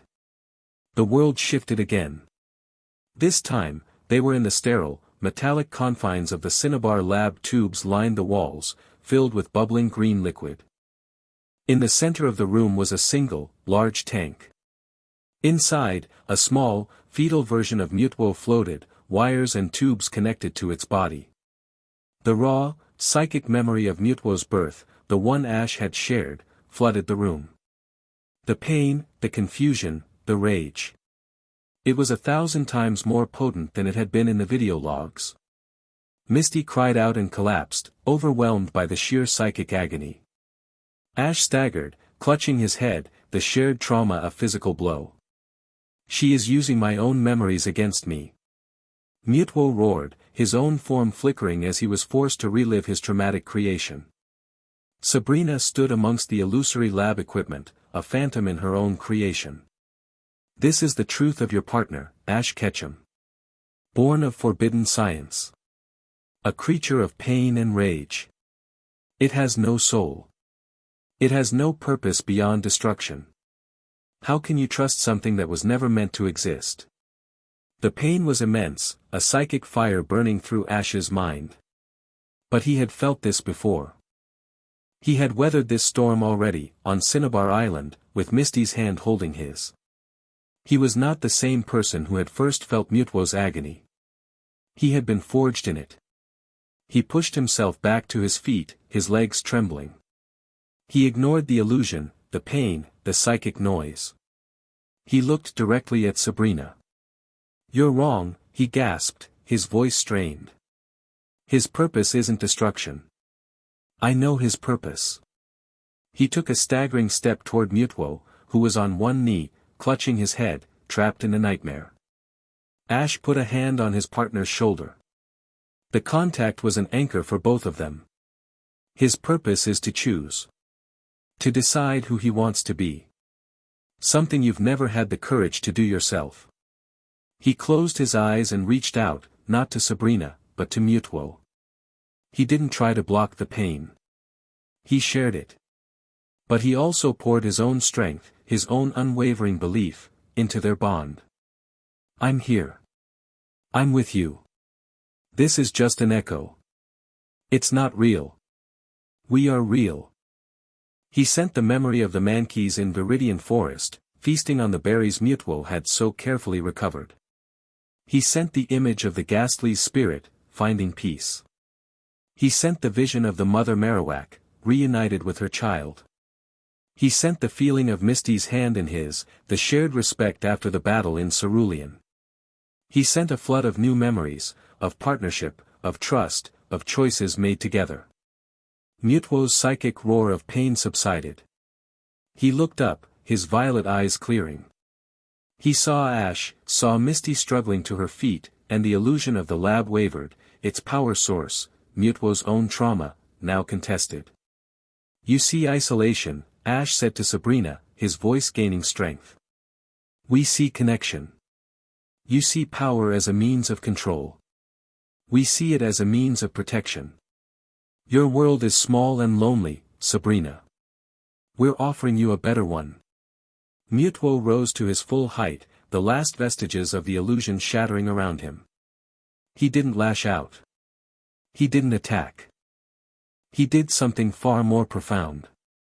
He reached out with his own psychic power, not with force, but with a delicate, intricate touch that mimicked what Ash had done in the Pokémon Tower. He didn't show Sabrina his pain. He showed her Ash's belief in him. He showed her the unwavering loyalty of the human who stood beside him, who had faced down his trauma and not flinched. He offered her a glimpse into their bond, the silent communication, the shared victories, the absolute, unconditional trust. It was a form of power she had never conceived of. A power built not on solitude, but on synergy. Sabrina staggered back, a gasp escaping her lips. For the first time, her eyes flew open. They were dark, bottomless pools, and for a fleeting second, they were filled not with cold power, but with a vast, aching loneliness. The truth of their bond, the warmth of it, was anathema to her entire philosophy. It was a logical paradox she could not solve, an emotional truth her walls could not block. The psychic pressure in the room vanished. The endless void dissolved, and they were standing in the center of the Saffron Gym battlefield. It was a simple, elegant arena under a domed glass ceiling that showed the now audible city outside. The psychic wall had fallen. Sabrina was on her knees, her hands pressed to her temples. She was breathing heavily, as if she'd just run a marathon. The battle had not been fought with hyper beams and psychic blasts. It had been a war of ideals, and she had lost. How? She whispered, looking up at them. The cold mask of the all-powerful psychic was gone, replaced by the face of a weary, isolated young woman. How can such power exist without consuming you? How can you trust so completely? You just do, Ash said, walking over and offering her a hand. It's not an equation. It's a choice. She stared at his outstretched hand for a long moment before hesitantly taking it. His grip was warm and solid. He pulled her to her feet. She looked from Ash to Mewtwo, her gaze lingering on the strange, powerful being who had chosen not to destroy her, but to show her a different way. From a small pouch at her belt, she produced a single, golden badge shaped like a stylized marsh plant. The marsh badge. You have earned this, she said, her voice quiet, humbled. You have taught me a lesson I did not know I needed to learn. That true power is not the ability to shut the world out, but the strength to let it in. She then looked past them, her gaze becoming distant, unfocused. The powerful psychic was reasserting herself, but this time, her senses were aimed outward, not inward. Your fight is not over, she warned, her voice regaining a fraction of its old, cold authority. The Aegis Foundation, they are close to completing their primary objective. I have felt their psychic emissions, the filth of their research. They are not just building a weapon against psychics. They are building a cage for a god. She turned her gaze on Mewtwo. They are building it for you. They have been tracking your unique psychic signature since the day you were born. They believe it is the key. The key to what? Misty asked, stepping forward. Sabrina's dark eyes met Ash's. Something they call Project Null. I do not know its nature, only its purpose. It is not a weapon of subjugation. It is a weapon of erasure. A final solution, as they call it. And they are building it on Cinnabar Island. The name hit them like a physical blow. Cinnabar. The place of Mewtwo's birth. The source of all his pain. They have returned to my tomb, Mewtwo's thought was a low, dangerous growl, the psychic equivalent of grinding steel. They have defiled my place of origin. Then that's where we go next, Ash said, his jaw set. He looked at Sabrina, seeing not the defeated opponent, but a new, powerful, and deeply complicated ally. We're going to tear their project down to the foundations. Sabrina gave a slow, deliberate nod. Go. I will do what I can from here. I have kept this city locked down to protect it from the outside world. Perhaps it is time I used my power to protect the outside world from what is coming. As they left the gym, the sounds of Saffron City rushed in to meet them, a vibrant, chaotic, and beautiful symphony of life. It was a sound of freedom. But Ash knew it was a freedom that was hanging by a thread, and that thread led directly back to the fiery, volcanic island where his partner's nightmare had first begun. Chapter 5, The Ghosts of Cinnabar. The sea voyage to Cinnabar Island was a grim pilgrimage. They'd chartered passage on a rusting cargo ferry out of Fuchsia City, a vessel that stank of brine and diesel. The captain, a grizzled old man with a prosthetic leg and a pessimistic outlook on life, had warned them against the trip. "Ain't nothin' on Cinnabar but ash and ghosts," he'd grumbled, spitting a stream of tobacco juice into the churning water. "Place has been a write-off since the volcano blew its top after the lab accident. Bad mojo on that island. Cursed." He wasn't wrong. As the island rose from the horizon, it looked like a fresh wound on the skin of the ocean. The once lush tropical paradise was now a jagged landscape of cooled lava flows and blackened, skeletal trees. A plume of acrid smoke perpetually rose from the volcano's caldera, a constant reminder of the disaster that had reshaped the island and, in a way, the world.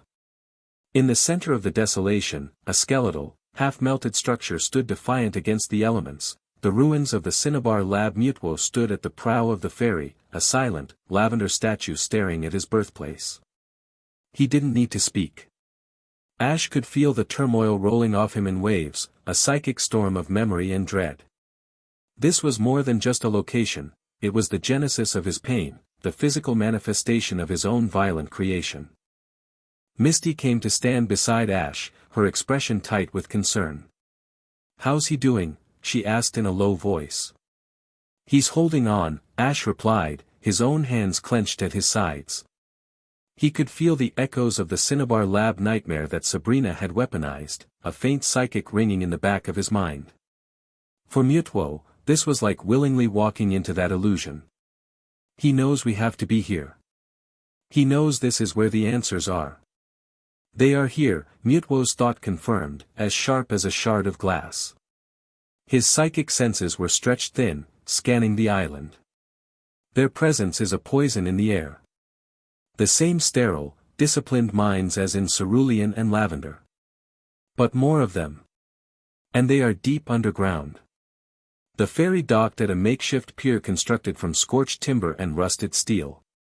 The old port town was gone, buried under a sea of hardened magma. A few ramshackle buildings, cobbled together from salvaged materials, constituted the new town, populated by a handful of stubborn researchers and thrill-seekers. Aegis was nowhere in sight. Their operation was clearly clandestine. As they disembarked, the air itself felt heavy, thick with volcanic soot and the palpable weight of tragedy. Every step on the black, glassy rock crunched under their boots. Sabrina said they were building something, Misty recalled, her hand resting on the poke ball at her belt. Project Null. She said it was underground. The lab had sublevels, Ash said, his gaze fixed on the ruined structure. Deep ones. If they're rebuilding, that's where they'd start. They made their way toward the ruins, a silent, tense procession. The main entrance was collapsed, a heap of melted steel and concrete. They circled the perimeter, searching for another way in. The destruction was absolute. It was hard to believe anything could have survived the inferno that Mewtwo had unleashed on the day of his escape. It was Mewtwo who found it. A section of wall, seemingly solid, rippled with a faint psychic distortion. An illusion. Weak. Old. It is meant to hide something. Ash reached out a hand. It passed through the image of a solid rock face and into the darkness beyond. A hidden entrance. They stepped through the illusion into a narrow, dark corridor. The air inside was stale, cold, and blessedly free of the volcanic ash outside. Emergency lights flickered intermittently, casting long, dancing shadows. This part of the facility had survived, sealed off from the destruction above. They moved cautiously down the corridor, their footsteps the only sound. The silence was unnerving. If Aegis was here, where were the guards? There are no mines here, Mewtwo stated, his senses sweeping the area. No living humans. But there is something. A presence. Old. Frightened. They came to a heavy blast door, slightly ajar. Pushing it open, they entered what looked like a subterranean living quarters. It was sparse but lived in. A cot, a small table with research notes scattered across it, a hot plate with a half-eaten can of beans sitting on it. And a man. He was old, with a wild mane of white hair, a bushy mustache, and round, reflective glasses. He wore a stained, scorched lab coat over a garish tropical shirt. He was huddled in a corner, muttering to himself, seemingly oblivious to their arrival. Blaine. Misty breathed, recognizing the famous Cinnabar gym leader from his league profile. The man looked up, his eyes wide and panicked behind his spectacles. Go away. You're not real. Just more ghosts. The ghosts of my failure. Ash approached him slowly, his hands raised in a non-threatening gesture. We're real, Blaine. We're not with Aegis. The name Aegis seemed to snap the old man out of his delirium. His eyes focused, a spark of defiant anger burning through the fear. Aegis. The vultures. They came weeks ago. Swarmed the place. Said they were on a reclamation mission for Sylph Company. Lies. All of it. They went straight for the sub-basement. For Fuji's folly. Mewtwo stiffened. The name Fuji was another key, another ghost from his past. What are they doing down there? Ash pressed, his voice urgent. Building. Blaine said, his voice a hoarse whisper. He scrambled to his feet, gesturing wildly. They brought in heavy equipment, power conduits that could light up Saffron City. They're tearing apart the old cloning labs, building something new in its place. Something terrible. I can feel it humming through the rock. It feels hungry. He looked past Ash, his gaze falling on Mewtwo. His face went slack with a mixture of terror and awe. It's you, he breathed. The survivor. The one we created. You were one of them, Mewtwo's thought was a low, dangerous growl. You were one of my jailers. I was a fool. Blaine cried, his face crumpling. Fuji. Dr. Fuji was my friend. He was a brilliant man, shattered by grief. He lost his daughter, Amber.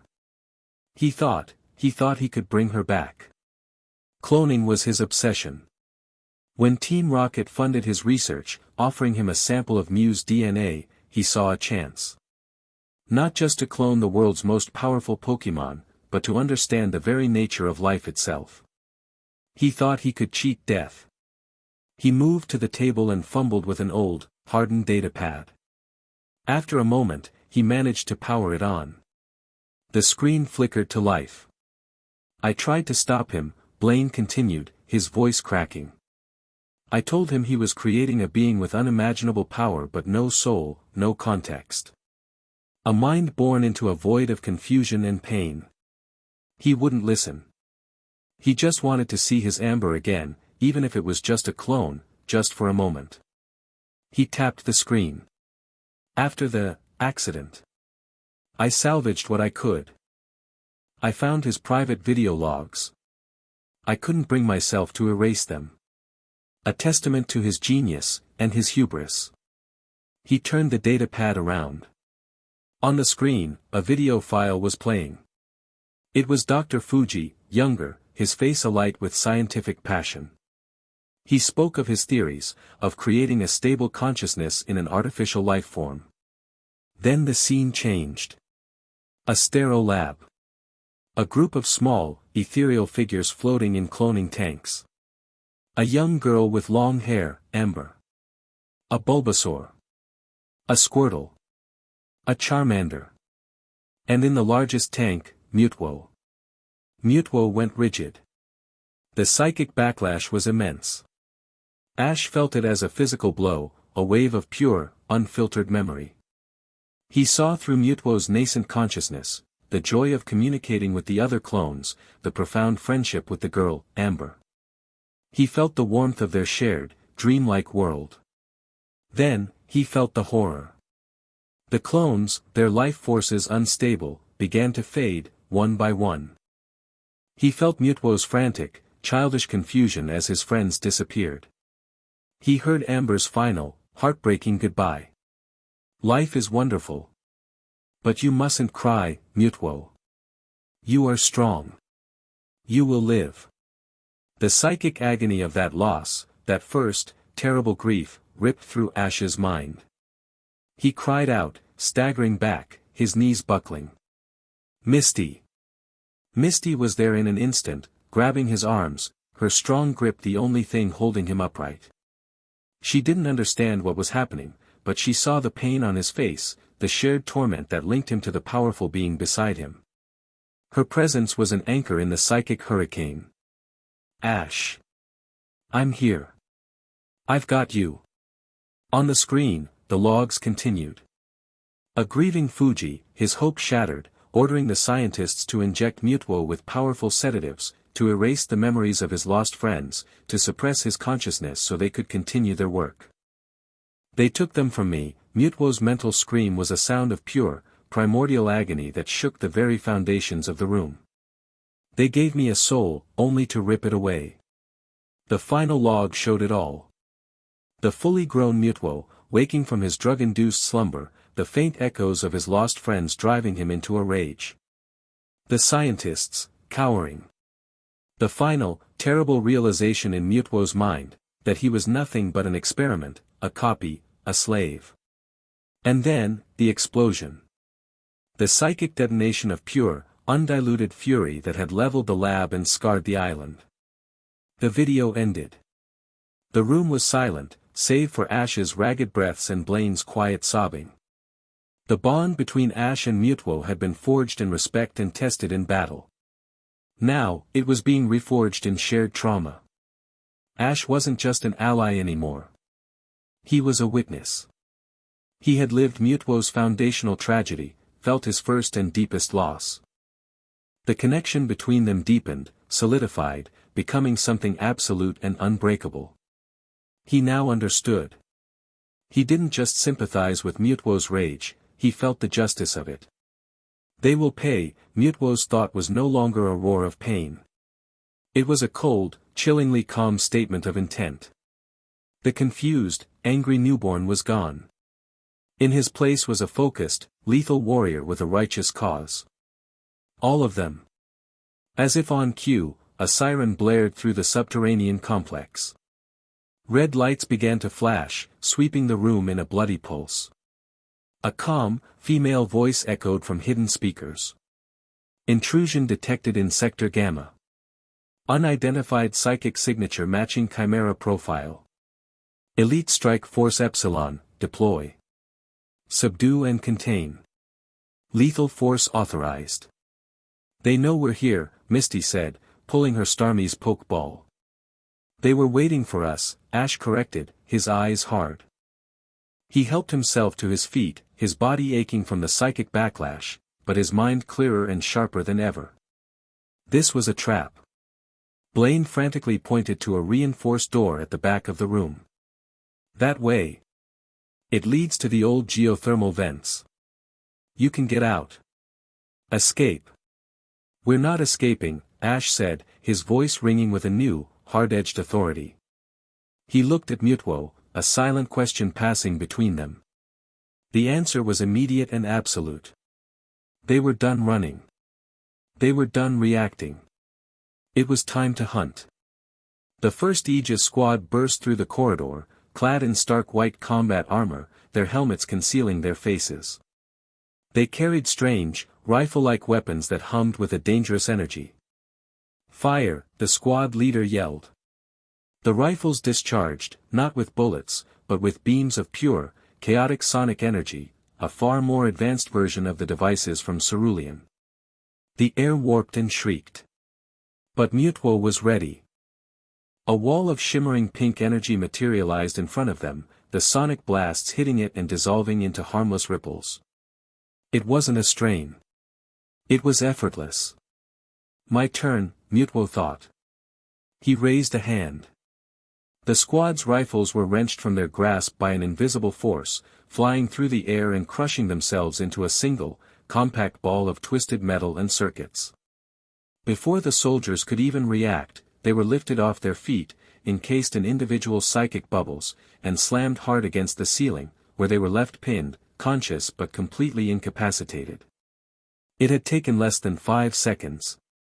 "Come on!"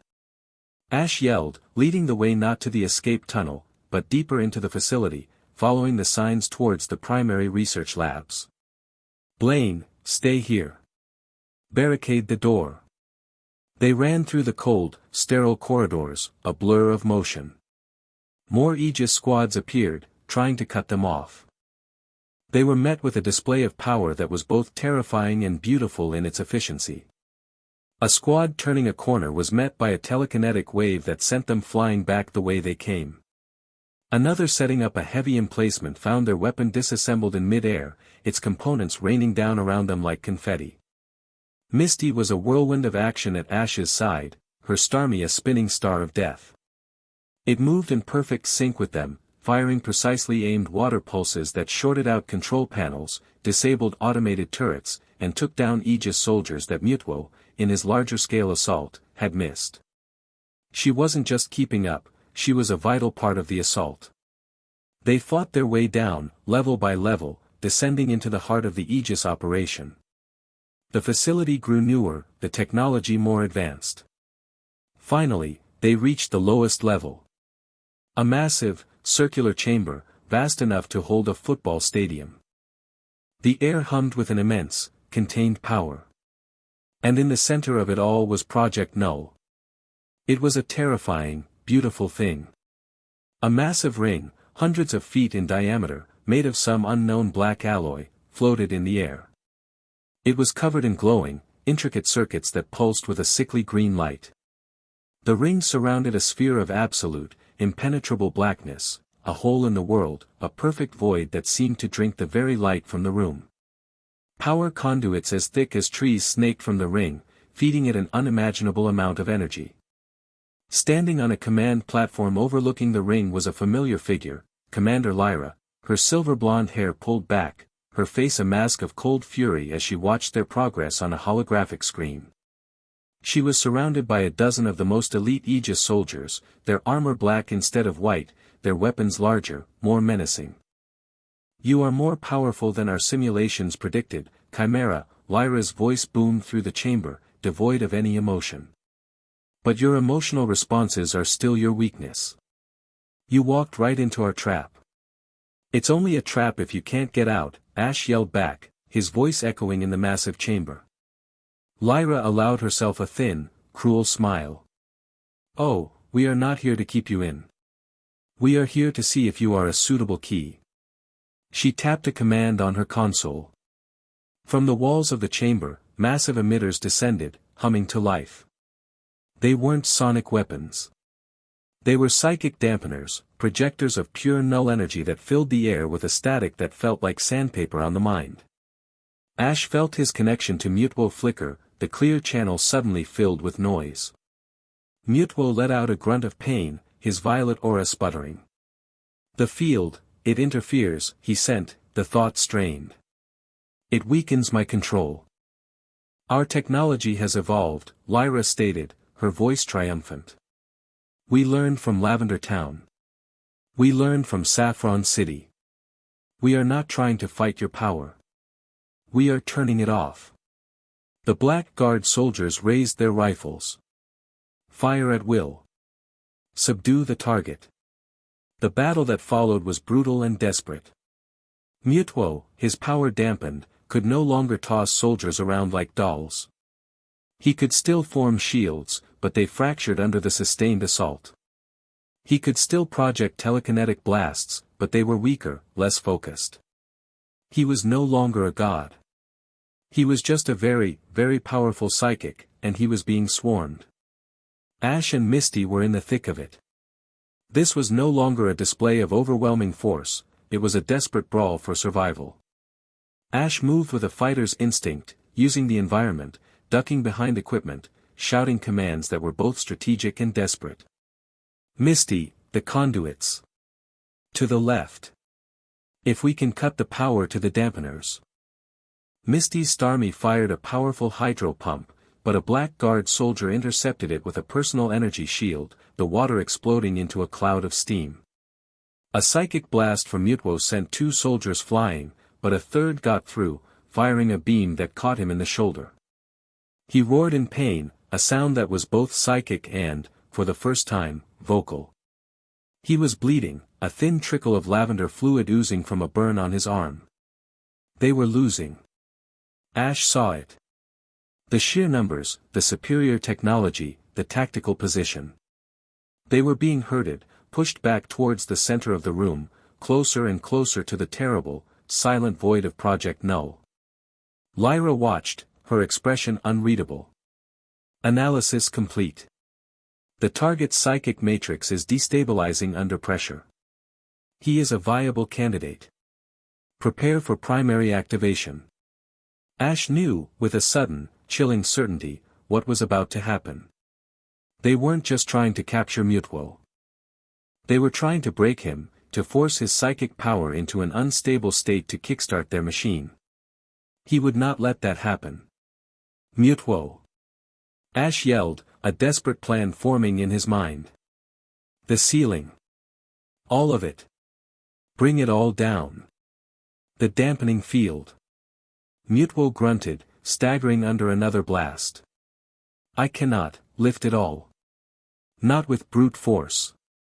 Ash shouted, his mind racing, pulling together everything he had learned, everything they had done. With resonance. Like the berries in the forest. Like the spirits in the tower. Find the weakness. The structural stress points. Don't be a hammer. Be a tuning fork. Mewtwo's eyes, clouded with pain, widened slightly. He understood. It was a language they had developed together. Power not as a weapon, but as a key. He closed his eyes, ignoring the chaos, the pain, the dampening field. He extended his weakened senses, not pushing against the rock ceiling, but listening to it. He felt the microfractures, the stress lines, the delicate balance of 1,000,000 tons of rock held in place by steel and concrete. He found the keystone, the single point of failure. And he pushed. Not with a psychic roar, but with a single, pure, resonant psychic note. A deep groan echoed through the chamber.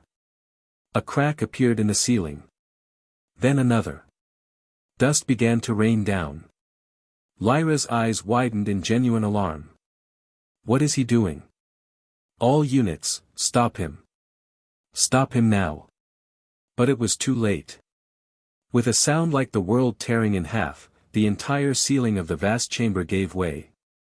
Tons of rock and steel plunged downwards. Mewtwo threw a final, desperate shield around Ash and Misty, a shimmering bubble of pink energy. The last thing Ash saw before the world turned to darkness and thunder was the look of pure shock on Lyra's face as the mountain came down on top of her. Chapter 6, The Indigo Coup. The world returned not as a sunrise, but as the slow, grudging retreat of a concussion. First came sound, the groan of stressed metal, the trickle of falling dust, the frantic pounding of his own heart. Then came sensation, the dull ache that seemed to live in his bones, the sharp sting of a dozen cuts, the dead weight of a concrete slab pinning his leg. Finally, sight, a fractured, claustrophobic darkness, illuminated by the hellish, pulsating glow of Mewtwo's failing shield and the sickly green light of the still active Project Null. They were alive. Buried, but alive. Mewtwo's psychic bubble had saved them, a tiny pocket of survival carved out of the heart of a mountain. But the effort had been immense. Mewtwo knelt within the shield, his breath coming in ragged, psychic gasps, his form flickering. The lavender burn on his shoulder oozed, and the psychic static from the few remaining, half-crushed dampeners was still a poison in the air. The shield is failing, he sent, his thought fragmented, weak. Ash gritted his teeth, pushing against the slab on his leg. Pain, white-hot and absolute, shot up his spine. "Misty. Are you okay?" "I'm here," her voice came from nearby, strained but steady. "Pinned. My arm. I think it's broken." He could just make out her shape, her Starmie's pokeball clutched tight in her good hand. She was a silhouette of fierce, unbroken defiance even in the face of being entombed alive. This was it. The end of the road. A tomb of their own making. But as the dust settled, Ash felt not despair, but a cold, burning fury. They had not come this far to be crushed like insects. "Mewtwo," Ash said, his voice a low growl. "The void. Project Null. Is it still active?" "Yes. The core is self-sustaining. The conduits are severed, but its internal power source is stable. It is waiting. Then we use it." The idea was insane, born of desperation and a sudden, terrifying clarity. It draws power, right? It's hungry. So let's feed it. Misty's head snapped towards him. "Feed it what?" "It's a black hole." "We feed it the dampening field," Ash grunted, straining against the concrete. "Mewtwo, you can't fight the static, but can you guide it? Can you take that null energy they're poisoning you with and point it somewhere else?" There was a long pause, filled only by the groaning of the wreckage. It was a psychic calculation of immense complexity, attempted by a weakened, wounded mind. "The concept is elegant," Mewtwo finally replied, a flicker of his old, analytical self returning. "To use their weapon to power our escape. Yes. It may be possible."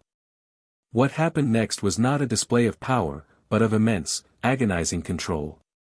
Mewtwo extended his senses, not to push or pull, but to create a channel. He became a conduit. He drew the poisonous, psychic dampening static from the wrecked emitters into himself, a masochistic act that sent tremors of agony through their bond. Ash felt it, a wave of nausea and vertigo, and clamped down on a scream. Then, with a final, desperate surge of will, Mewtwo directed the flow. He didn't try to contain it. He simply opened a path from himself to the silent, waiting void at the center of the ring. The effect was instantaneous. The sphere of absolute blackness seemed to inhale. The sickly green light of the Project Null ring flared violently. The psychic static that had been suffocating them vanished, siphoned away into the void. The pressure in Ash's mind cleared. His connection to Mewtwo snapped back into focus, clear and strong as a bell. Freed from the dampening field, Mewtwo's power surged back. The flickering pink shield around them solidified, expanded, and with a roar of telekinetic force, it threw the tons of rock and steel outward. Daylight, gray and muted, streamed into the crater they had created. They were out. Mewtwo, his strength returned, lifted the slabs off Ash and Misty as if they were cardboard. Ash's leg was a bruised, mangled mess, but not broken. Misty's arm, however, was definitely broken, held at an unnatural angle. She cradled it, her face pale but her eyes blazing. They stood in the center of a massive crater, the ruins of the Aegis base and a good portion of the volcano scattered around them. The Project Null ring was still there, humming, its black heart seeming to beat with a new, stolen energy. Before they could formulate a plan, a new sound reached them. The rhythmic thump-thump-thump of helicopter rotors. Dozens of them. They came over the rim of the crater, not the sleek, black stealth choppers of Aegis, but the familiar blue and white of the Pokémon League. And leading them, in a military-grade Dragonite-class transport, was a figure Ash recognized instantly from a dozen posters and League broadcasts. Lance. The champion of the Kanto Elite Four, his signature red hair like a banner, his black cape billowing in the wind as he stood in the open doorway of the transport. His expression was grim, his eyes sweeping the scene of devastation, lingering on Mewtwo, then on the impossible machine at the center of the crater. League soldiers rappelled down from the helicopters, surrounding them, their Pokémon, powerful Arcanines, Machamps, Alakazams, at the ready. It wasn't a rescue. It was a containment. By the authority of the Pokémon League Directorate, Lance's voice boomed, amplified by the transport speakers, "You are all under arrest. Surrender your Pokémon and stand down." Misty looked at Ash, her good hand tightening on her Starmie's ball. Traded one army for another. "They are afraid," Mewtwo observed, his voice calm, his power now a confident, steady aura. "Their fear is a weapon pointed at their own feet." Ash ignored the soldiers, the guns, the champion staring down at them. He limped forward, his gaze fixed on Lance. "Aegis infiltrated your league, Lance. They built this doomsday machine under your nose. And you're here to arrest us?" Lance's eyes narrowed. He held up a hand, silencing his troops. "I know who you are, Ash Ketchum. The anomaly from Pallet Town. Your file reads like a fantasy novel. You've left a trail of chaos and property damage across the entire region. We've been tracking you since Cerulean. Then you know we've been fighting Aegis at every turn." Misty shot back, her voice ringing with indignation despite her pain. "What I know," Lance countered, his voice cold as ice, "is that you are partnered with an unregistered, Alpha-class psychic entity of catastrophic power. And that you are standing in a crater of your own making next to a machine that my finest scientists cannot identify, but which is radiating energy that is actively warping local spacetime." He pointed a finger at Ash. "You are the single greatest threat to public safety in Kanto. I am here to neutralize that threat." This was it. The culmination of their journey. Not as heroes, but as villains. The narrative that Aegis had so carefully constructed had come to fruition. In the eyes of the world, they were the monsters. Ash let out a short, humorless laugh. "Neutralize us? You can try." It wasn't a bluff. It was a statement of fact. He and Mewtwo had just brought down a mountain. An army of League grunts was an annoyance. But fighting wasn't the answer. Winning here would only prove Lance right. He had to change the game. "You're a dragon master, Lance," Ash called out, changing tactics. "You, more than anyone, should understand. Dragons aren't pets. They're partners. They choose you. You earn their respect. You don't command it with a pokeball and a badge. It's a bond." Lance's impassive expression flickered. Ash had struck a nerve. "This," Ash said, gesturing to Mewtwo, "is no different. He is not a weapon. He is my partner. And your real enemy isn't us. It's the people who made that thing." He pointed at the Project Null Ring. "The people who are sitting on your own Pokémon League Directorate. Ask yourself, champion, who authorized the quarantine of Cerulean City? Who signed off on the spiritual relocation in Lavender? Who has been feeding you the reports that paint me as a terrorist?" The questions hung in the air, sharp and pointed. Lance was no fool. He was a champion, a strategist. He could see the pieces on the board. Ash was just showing him how they connected. Before Lance could respond, a new voice cut through the air, smooth and condescending. "He's a very convincing storyteller, isn't he, champion?" A sleek, silver helicopter, bearing the insignia of the Sylph Company Corporation, landed near Lance's transport. From it emerged two figures. The first was Chairman Valerius, his silver hair immaculate, his tailored suit unruffled by the volcanic ash. His charismatic smile was plastered on his face, the very picture of calm corporate authority. The second figure made Ash's blood run cold. It was Gary Oak. He was no longer the arrogant kid from Pallet Town. He was dressed in a sharp, Aegis-style tactical suit, a senior field commander's insignia on his collar. He looked older, harder, his eyes filled with a cold certainty. He was a true believer. "Chairman Valerius," Lance said, his tone clipped. He clearly had no love for the man. "And Commander Oak. What is your purpose here?" This is a League operation. A joint operation, Champion, Valerius corrected smoothly. Aegis detected the energy spike and the collapse of our Cinnabar research outpost. We came to offer assistance. He gestured to Ash. And to confirm what our intelligence has been telling you for weeks. This boy and his creature are radical, anti-government terrorists. Gary stepped forward, his eyes locking on Ash. The rivalry that had defined their childhood had curdled into something far more dangerous. It's over, Ash. We know everything. We have operatives who have been with you from the start. He smirked. That ferry captain who brought you here. An Aegis agent.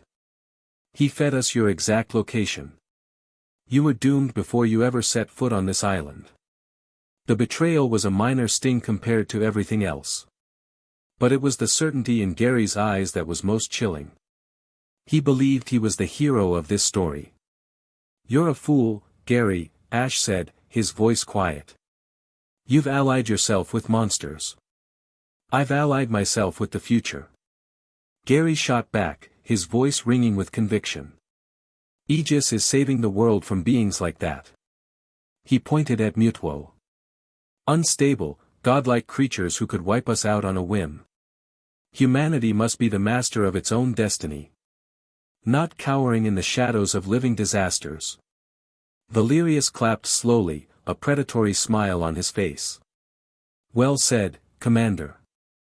You see, Lance. The youth understands. The age of myth and legend is over. The age of man has come. He turned his full attention to the Project Null Ring, his eyes gleaming with a possessive, fanatical light. An unfortunate setback, this. But the device is intact. My people will secure it. That was the tipping point. Lance looked from Valerius's naked ambition to Gary's fanatical zeal, then to Ash, who stood bruised and bleeding but unbroken, his impossible partner standing guard over him. He saw the truth. He had been a pawn in a much larger game. No, Lance said, his voice a low growl. Your people will do nothing.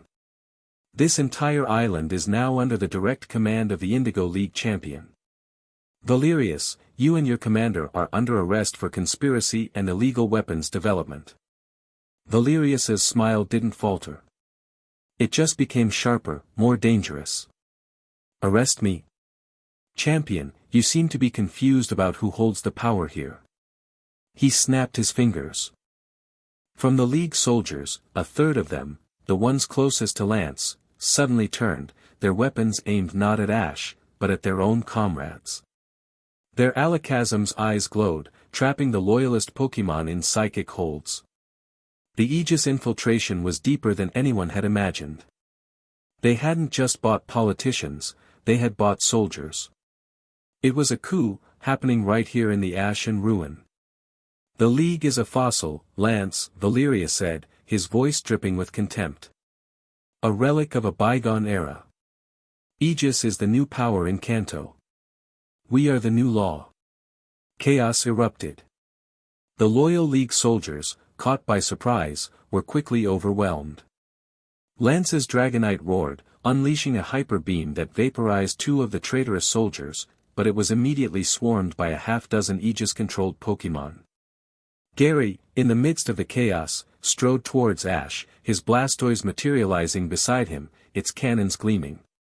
This ends now, Ash. For the good of the world. This was it.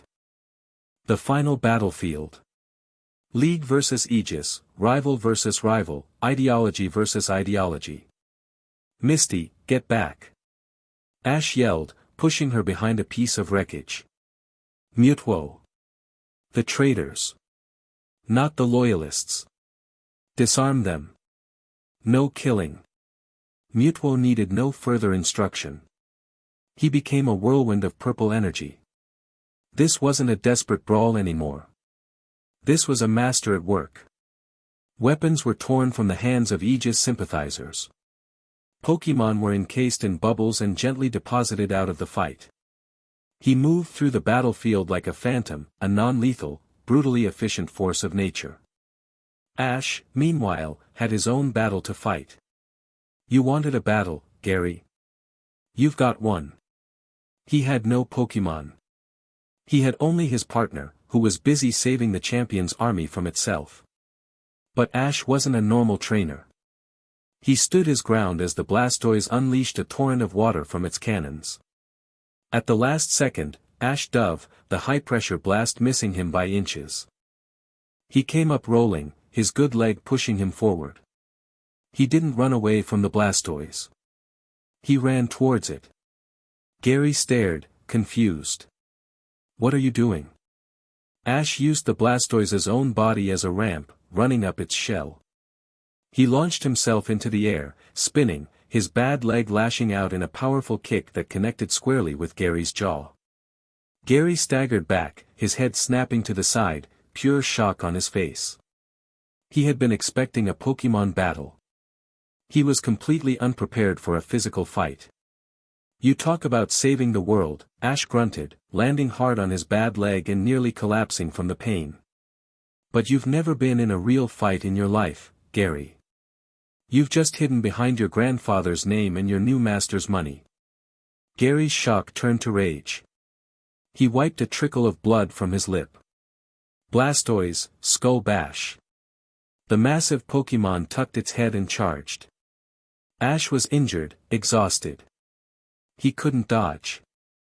A shimmering pink barrier appeared in front of him, the Blastoise smashing into it with a deafening thud. Mewtwo, even while juggling an entire battlefield, had spared a fraction of his attention for his partner. Ash looked at Gary, at the anger and confusion in his eyes, and saw not an enemy, but the lost, arrogant kid from Pallet Town. They're using you, Gary. Can't you see it? Valerius doesn't care about saving humanity. He cares about power. He's a zealot.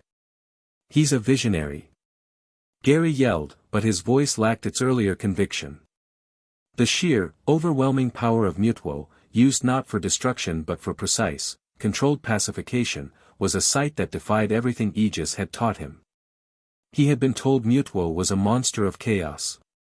But he was watching it fight with more discipline and restraint than any of his own soldiers. The battle was turning. With Mewtwo's intervention, Lance and his loyalists had rallied, overwhelming the Aegis traitors.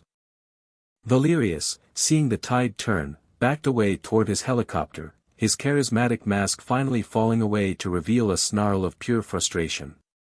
"This changes nothing," he screamed. "The future belongs to us." He disappeared inside the chopper, which lifted off immediately, fleeing the scene. Gary stood alone, his Blastoise stunned, his cause collapsing around him. He looked at the defeated Aegis soldiers, at Lance rallying his men, and finally at Ash, who was leaning on Mewtwo for support, the two of them a single, defiant silhouette against the smoldering crater. He had been wrong. Terribly, utterly wrong. The fight was over. Lance approached them, his face a mixture of gratitude, awe, and deep, professional concern. He looked at Mewtwo, then at Ash. "You saved my men," he said, the words heavy with the admission. "You proved me wrong." He paused, his gaze sweeping the crater. "But the problem remains. Aegis has declared war on the League. Their agents are everywhere. And that thing," he gestured to Project Null, "is still an existential threat." Ash nodded, wincing as he put weight on his leg. "I know. This isn't over. It's just the end of the beginning." He looked at the assembled League forces, at the rising sun casting long shadows across the battlefield. The Indigo League tournament was supposed to be the culmination of a trainer's journey. A festival of sport and friendly rivalry. But now, it was going to be something else. It was going to be a battleground for the soul of Kanto. "Valerius will make his next move on the biggest stage he can find," Lance said, following his train of thought. "He'll try to delegitimize the League itself. At the Indigo Plateau. Then that's where we'll make our stand," Ash said, his voice quiet but filled with the weight of his new reality. He was no longer just a trainer on a journey. He was a general in a war he never asked for, with the fate of the world resting on the bond he shared with the impossible creature at his side. Chapter 7, The Aegis Citadel. The Indigo Plateau was not a battlefield. It was a symbol. A sprawling complex of stadiums and halls carved into the living rock of a mountain, it was the sacred ground where legends were made and champions were crowned. Now, it was a fortress preparing for a siege. In the weeks following the Cinnabar incident, a tense, cold war had descended upon Kanto. Lance, with the full authority of a wartime champion, had initiated a sweeping purge of the Pokémon League, rooting out Aegis sympathizers and fortifying key positions. The world was on a knife's edge. Ash, Misty, and a deeply humbled, repentant Gary Oak had become the heart of a covert war council. They operated out of a secure bunker deep beneath the plateau, a place of humming servers and holographic maps. Misty, her arm now in a high-tech cast, had proven to be a master strategist, her deep knowledge of Kanto's history and geography providing invaluable insights. Gary, stripped of his Aegis rank and his arrogance, had thrown himself into the fight with a desperate, focused energy, using his insider knowledge to dismantle Aegis cells and predict Valerius's movements. But it was Ash who commanded the room. He was no longer just a trainer. His experiences had forged him into a leader, his quiet confidence a magnetic force that drew the best from everyone around him. He moved with a slight limp, a permanent reminder of Cinnabar, but his eyes were clear and sharp. His bond with Mewtwo had evolved, it was now a silent, seamless partnership. Mewtwo was almost always present, a phantom at the edge of the room, his psychic senses a living, breathing intelligence network that saw and heard everything. Valerius won't attack the League directly, Ash said, his gaze fixed on a holographic map of the plateau. He's a politician, not a general. He won't use bombs. He'll use public opinion. He's already started, Gary confirmed, swiping a hand across a console. News reports bloomed in the air, charismatic Aegis spokespeople decrying the League's militarization, blaming the Cinnabar earthquake on League incompetence, and painting Ash as a rogue element, a child playing with a weapon of mass destruction. He's framing this as a civil liberties issue. The old, corrupt League versus the new, progressive Aegis. He's winning the media war. He needs a final, dramatic act to turn the public completely, Lance added, his arms crossed, his champion's cape traded for a practical combat uniform. Something that will expose the League as weak and the so-called legendaries as uncontrollable monsters. He will use the machine, Mewtwo's thought echoed in the minds of everyone in the room. His ability to communicate had refined, he could now project to a trusted group, his voice a calm, resonant bass. He will use Project Null. But not as a weapon. As a demonstration. The final piece of the puzzle slotted into place. They had managed to secure the Project Null ring from Cinnabar, moving it to the League's most secure deep storage facility. But Valerius didn't need the original. He had the schematics. He had the funding. He's built another one, Ash breathed, the realization chilling him. And he's going to activate it publicly. But where?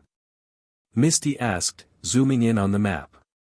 A device that powerful requires an immense energy source, something that can't be hidden. Gary's fingers flew across his console.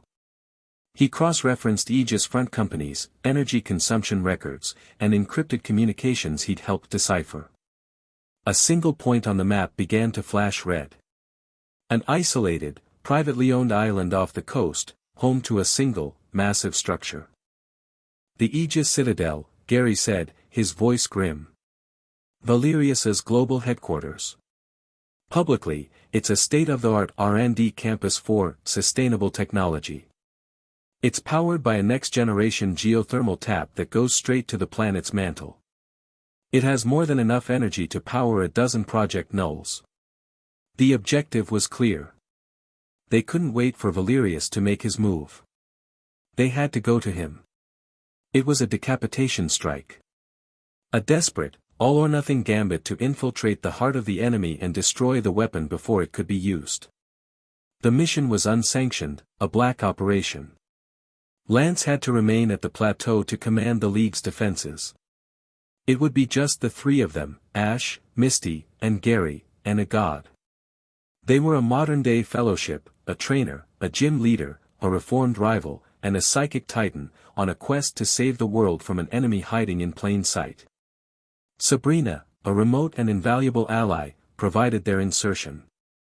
From her gym in Saffron, she bent space itself, teleporting them not onto the island, which she warned was shielded by a psychic defense grid of her own design, but into the frigid, dark water a half-mile off the coast.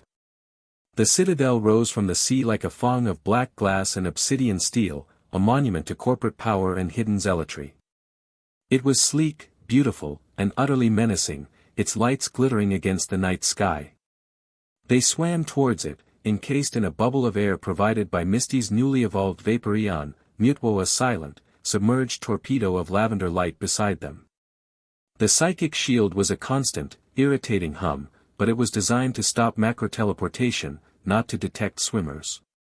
They reached the base of the island, a sheer cliff of volcanic rock. "Security starts here," Gary whispered, his voice tight, consulting a stolen schematic on a waterproof datapad. "Pressure plates, thermal sensors, motion-activated turrets, they are irrelevant," Mewtwo stated. He placed a hand on the rock face. There was no sound, no flash, but a section of the cliff, 10 feet wide, simply, ceased to be solid. It became like thick smoke, allowing them to pass through it before rematerializing. They were inside. The infiltration had begun.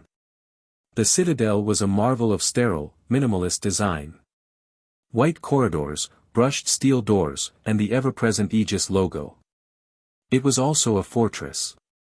The air was thick with security fields. Automated drones patrolled the ceilings.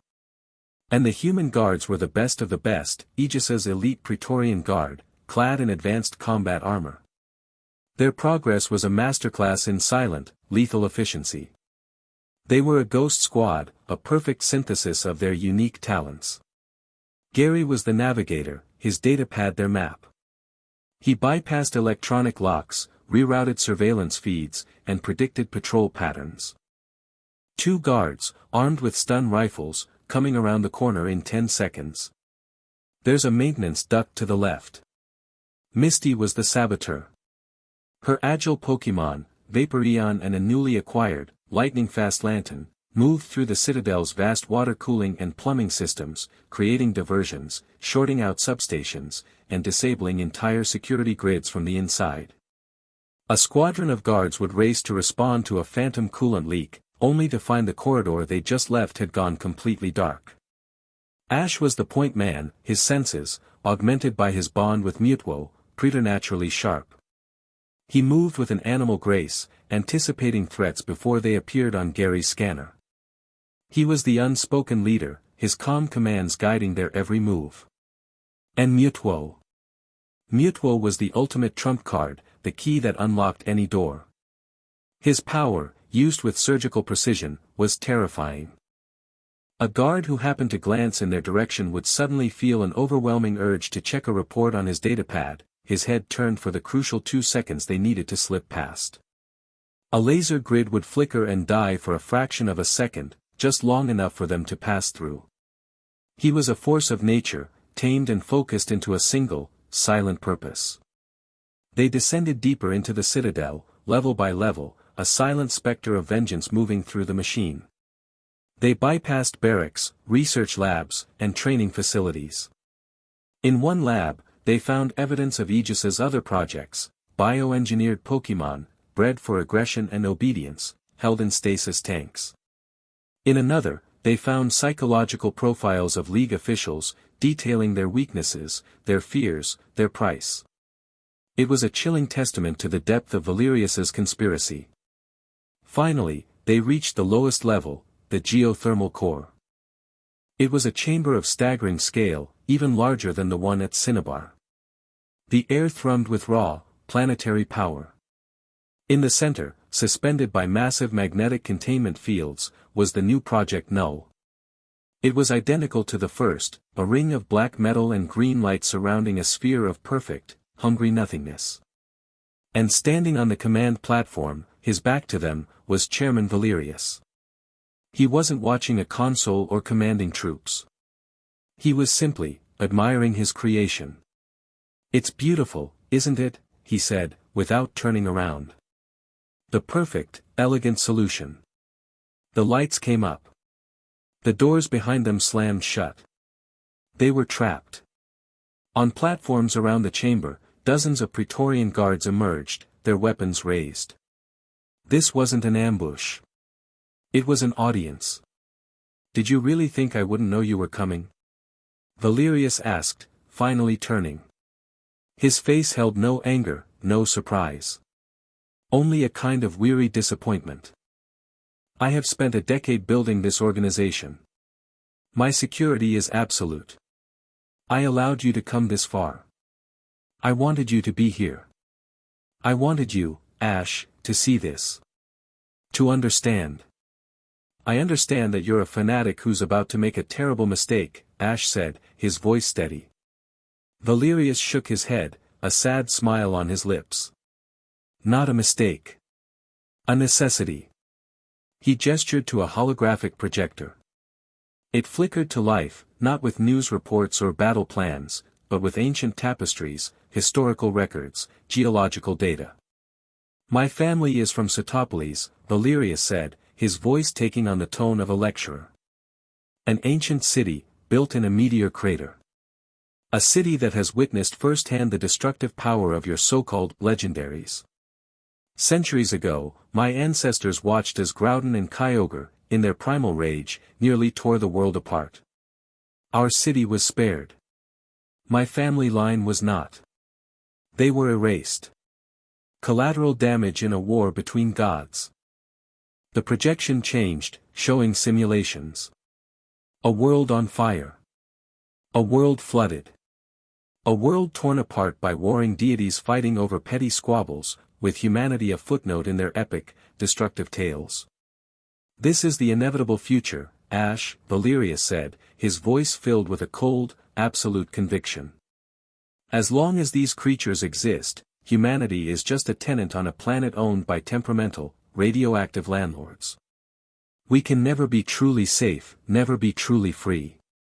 We will always live in fear of the day they awaken and decide they don't like the furniture." He looked at Mewtwo, his expression not of hatred, but of pity. "You are the pinnacle of that problem. Power without context. A living nuclear weapon with the emotional maturity of a toddler. I don't blame you for what you are. I blame the universe that allowed for your existence." He turned back to his creation. "Project Null is not a weapon of conquest. It is a divine reset button. An anti-divinity plague. It does not kill. It simply erases. It will propagate across the globe as a self-sustaining wave of null energy, targeting the unique energy signatures of alpha-class beings. It will unmake them. It will remove the concept of gods from the equation of our world, leaving humanity, at last, as the sole master of its own destiny. I am not a villain, Ash. I am the ultimate hero of our species." The terrible, insane logic of it all hung in the air. He wasn't a monster driven by greed. He was a savior driven by a trauma that had festered for generations. He was a man willing to commit deicide on a global scale to ensure his children would never have to fear the sky. Then he looked at Ash, a final, terrible piece of his plan falling into place in his eyes. "And now, for the final, poetic irony." He gestured to a console. "This device is stable, but dormant. It needs a catalyst to begin the chain reaction. A unique, powerful, and most importantly, artificial psychic signature to bridge the gap between our technology and the law of averages." He smiled, a cold, dead thing. "Your partner's psychic signature, Ash. Mewtwo is not just a target of Project Null. He is the key that will turn it on and unlock humanity's future." He slammed his hand down on the console. A high-frequency shriek filled the air. A beam of focused energy, not of destruction but of attraction, shot from the Project Null ring and ensnared Mewtwo. It wasn't a cage. It was a siphon. Mewtwo roared, a sound of pure psychic agony, as his very essence, his unique life force, was drawn from him, pulled across the chasm of the chamber and into the silent, hungry void. The green lights on the ring flared, the hum rising in pitch. The sphere of blackness at its center began to expand. The final act had begun. Chapter 8, The Champion and the Void. The world began to unravel. It started with the light. The brilliant, sterile glare of the Citadel's core chamber seemed to bend inward, drawn towards the expanding sphere of nothingness at the heart of Project Null. The sphere wasn't just black, it was a hole in reality, an utter absence that consumed light, sound, and energy with a terrifying, silent hunger. The hum of the geothermal core faltered, the raw power of the planet itself being siphoned away into the void. Mewtwo was trapped, suspended in midair by the siphon beam, his body convulsing. His psychic energy, the very fabric of his being, was being stripped away, a torrent of invisible power feeding the expanding apocalypse. He was a battery for the end of his own kind, a lamb being sacrificed to power the slaughterhouse. His mental voice, once a powerful bass in their minds, was now a fractured, agonized scream of pure, unending agony. "It's working!" Valerius shouted, his voice a feverish, ecstatic cry. He stood on his platform, arms outstretched as if to embrace his creation, his face illuminated by the ghastly green light of the activated ring. The chain reaction has begun. A new dawn for humanity. The Praetorian Guards, their fanatical training holding firm, opened fire. But their stun blasts and energy beams didn't even reach Ash, Misty, and Gary. They simply vanished into the encroaching edge of the null sphere, erased from existence. "Fall back. Contain the subjects," a commander yelled, but his voice was swallowed by the silence.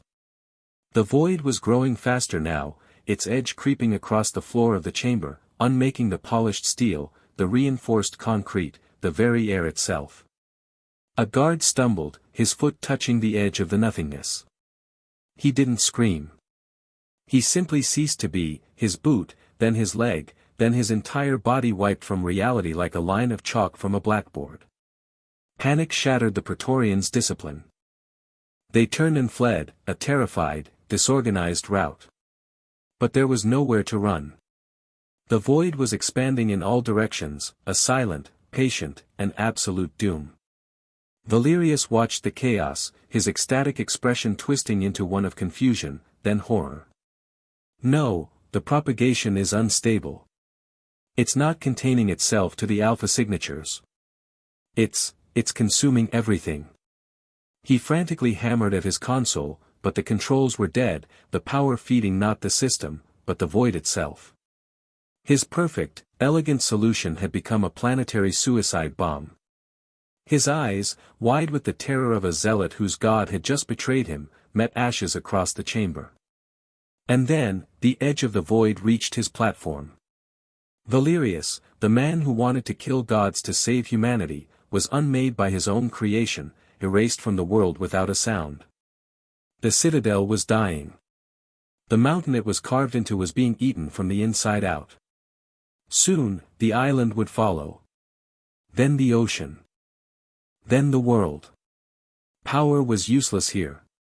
Misty's Vaporeon unleashed a hydro pump, a jet of pure, pressurized water that could cut through steel. It hit the edge of the void and simply vanished, adding nothing, changing nothing. Gary's Blastoise fared no better. This was not an enemy to be fought. It was the antithesis of existence itself. "Ash, what do we do?" Misty yelled, her voice tight with a terror that was beyond mere fear of death. This was the fear of oblivion. Ash stood, his eyes fixed on Mewtwo, who was now flickering like a dying flame, the last of his energy being poured into the runaway reaction. He felt his partner's agony, his fading consciousness. But beneath the pain, he felt something else. The core of Mewtwo. The memories they had forged. The choice to be more than a weapon. And in that moment of absolute despair, a desperate, impossible idea bloomed in Ash's mind. An idea born not of strategy, but of love. You can't fight a void. You can't attack nothing. The only way to stop it is to give it something. To define it. Misty, Gary, get as far away as you can. Ash shouted, his voice ringing with a terrifying, final authority. That's an order. Ash, no. Misty cried, grabbing his arm. Whatever you're thinking, don't. He looked at her, and for a single, heartbreaking moment, the general, the commander, the hero, was gone. It was just Ash.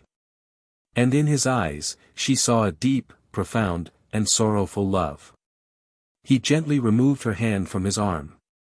I made a pact, he said softly. A partnership. I won't let him die alone. He turned and ran. Not away from the void, but straight towards it. Straight towards the flickering form of his partner. Ash, run. Mewtwo's thought was the faintest whisper, the last ember of a dying fire. Save yourself. Not without you. Ash yelled, planting his feet at the base of the energy siphon. He closed his eyes, ignoring the roaring silence, the world ending around him. He reached out with his mind, not to the void, but into the heart of his partner, through the bond that had been forged in chaos, tested in battle, and sealed in shared trauma. He wasn't trying to give Mewtwo more power. He was giving him something else entirely. He was giving him, himself. With a final, silent cry to a world he had tried so hard to understand, Ash Ketchum poured his own soul into the psychic conduit. He sent everything. The memory of the sun on Hill 7. The warmth of his mother's hug. The pride of earning his first badge. The terror and triumph of saving the Cerulean Gym. The profound peace of healing the spirits in Lavender Tower. He sent the feeling of Misty's hand in his, the grudging respect in Gary's eyes, the noble strength of Lance. He sent his hopes, his fears, his dreams, his regrets. He sent his unwavering belief that life, in all its messy, chaotic, beautiful forms, was worth fighting for. He poured his own life force, his memories, his love, his very definition of what it meant to be human, into Mewtwo. It was an act of supreme, ultimate sacrifice. He was not just giving his life. He was giving his existence. He was trying to pour a finite soul into an infinite void, hoping to give the nothingness a name. His body began to fail. His vision grayed. He felt his own memories starting to fray, his consciousness dissolving into the torrent of energy. He was dying. Mewtwo felt it. He felt his friend, his partner, his only anchor in a world of pain, sacrificing himself for him. And in that moment, something within the psychic Pokemon ignited. A defiant, furious will to live that was stronger than any weapon, stronger than any science. He would not let his only friend die. No. The psychic roar was not one of agony. It was one of pure, absolute defiance. With a strength born of love and desperation, Mewtwo seized control of the storm. He was no longer a passive battery. He was the master of the current. He didn't just accept Ash's sacrifice. He took it, embraced it, and fused it with his own being. He pulled Ash's fading consciousness, his human soul, into the very core of his own psychic matrix. It was no longer a human pouring himself into a Pokemon. It was a fusion. A new, third state of being, a perfect symbiosis of human spirit and psychic godhood. And this new, impossible energy, this synthesis of logic and love, of power and empathy, was something the void had no context for. Mewtwo turned this new power, their power, on the void. He didn't fire a blast. He didn't erect a shield. He met the expanding nothingness with a wave of pure, defined existence. He showed the void the concept of a sunrise. He taught it the feeling of a partner's trust. He gave the absolute zero a memory of warmth. He was not destroying the void. He was taming it. He was giving the uncreation a reason to be. The expanding sphere of nothingness shuddered. It stopped growing. Then, slowly, it began to recede, collapsing in on itself, drawn not by a hunger for energy, but by the gravitational pull of this new, defined consciousness. The world stopped unraveling. The light bent back to its proper course. The sound of the groaning, collapsing citadel returned. The void, a force that had threatened to consume the planet, collapsed into a single, infinitesimally small point of silent light. And that point of light, the contained essence of oblivion itself, drifted across the chamber and settled gently into Mewtwo's chest, where it came to rest, a tiny, dark star against his lavender skin. The siphon beam vanished. Mewtwo floated gently to the floor. Ash, his life force almost entirely drained, collapsed beside him, a pale, empty vessel. But he was breathing. He was alive. Misty and Gary, who had watched the entire impossible event in stunned, terrified silence, rushed to their sides. "Is he?" Misty whispered, tears streaming down her face as she knelt by Ash's still form. "He is here," Mewtwo's voice echoed in their minds. It was different now. It still held its familiar resonance, but it was layered with something new. A warmth. An echo of Ash's own soul. "He gave me everything. I will not let him go." Mewtwo placed a hand on Ash's chest. A soft, gentle light, a mixture of violet and a warm, human gold, flowed from his hand into Ash's body. It was a slow, patient process. A transfusion of life, a returning of the gift. The world outside reckoned with the aftermath. The Aegis Citadel was a smoking crater. The organization itself, with Valerius gone and its deepest secrets exposed by Gary and Lance, shattered like glass. The threat was over. The world was saved. But it was a different world now. One that had stared into the abyss and been pulled back by an act of love. Weeks later, Ash stood on a quiet shoreline near Pallet Town, the familiar sea breeze on his face. He was weaker, thinner, with a web of faint, silvery scars on his skin where his life force had almost burned through. But he was whole. Beside him, Misty stood close, her hand finding his, their fingers lacing together naturally, a silent acknowledgement of everything they had survived. Gary stood a little ways off, looking out at the horizon, a quieter, more thoughtful man than he had ever been. A short distance away, Mewtwo levitated just above the sand, staring at the sunrise. In the center of his chest, the small, dark point of the contained void was still visible, a tiny black hole held in perfect, peaceful stasis. He was no longer just Mewtwo, the clone, the weapon. He was something more. A guardian. A living paradox of creation and oblivion, of human empathy and divine power. Ash looked at his partner, at the being who now held a piece of his own soul, and felt their unbreakable bond, a quiet hum of shared existence. His journey to become a Pokémon master was over. He had no badges to show for it, no trophy from the Indigo League. But he had learned the greatest lesson of all. True mastery wasn't about being the best. It wasn't about power, or dominance, or collecting them all. It was about connection. It was about partnership. It was about having the courage to face the void, not with a weapon, but with a hand outstretched in friendship. His journey was far from over. In a world that now knew gods and monsters were real, a world that had to redefine its own place in the universe, his work was just beginning. He was no longer just Ash Ketchum, the trainer from Pallet Town. He was Ash Ketchum, the partner to the being who held the void in his heart. And together, they would face whatever came next. The end. Thank you for watching this video. Please be sure to subscribe to our channel and like this video.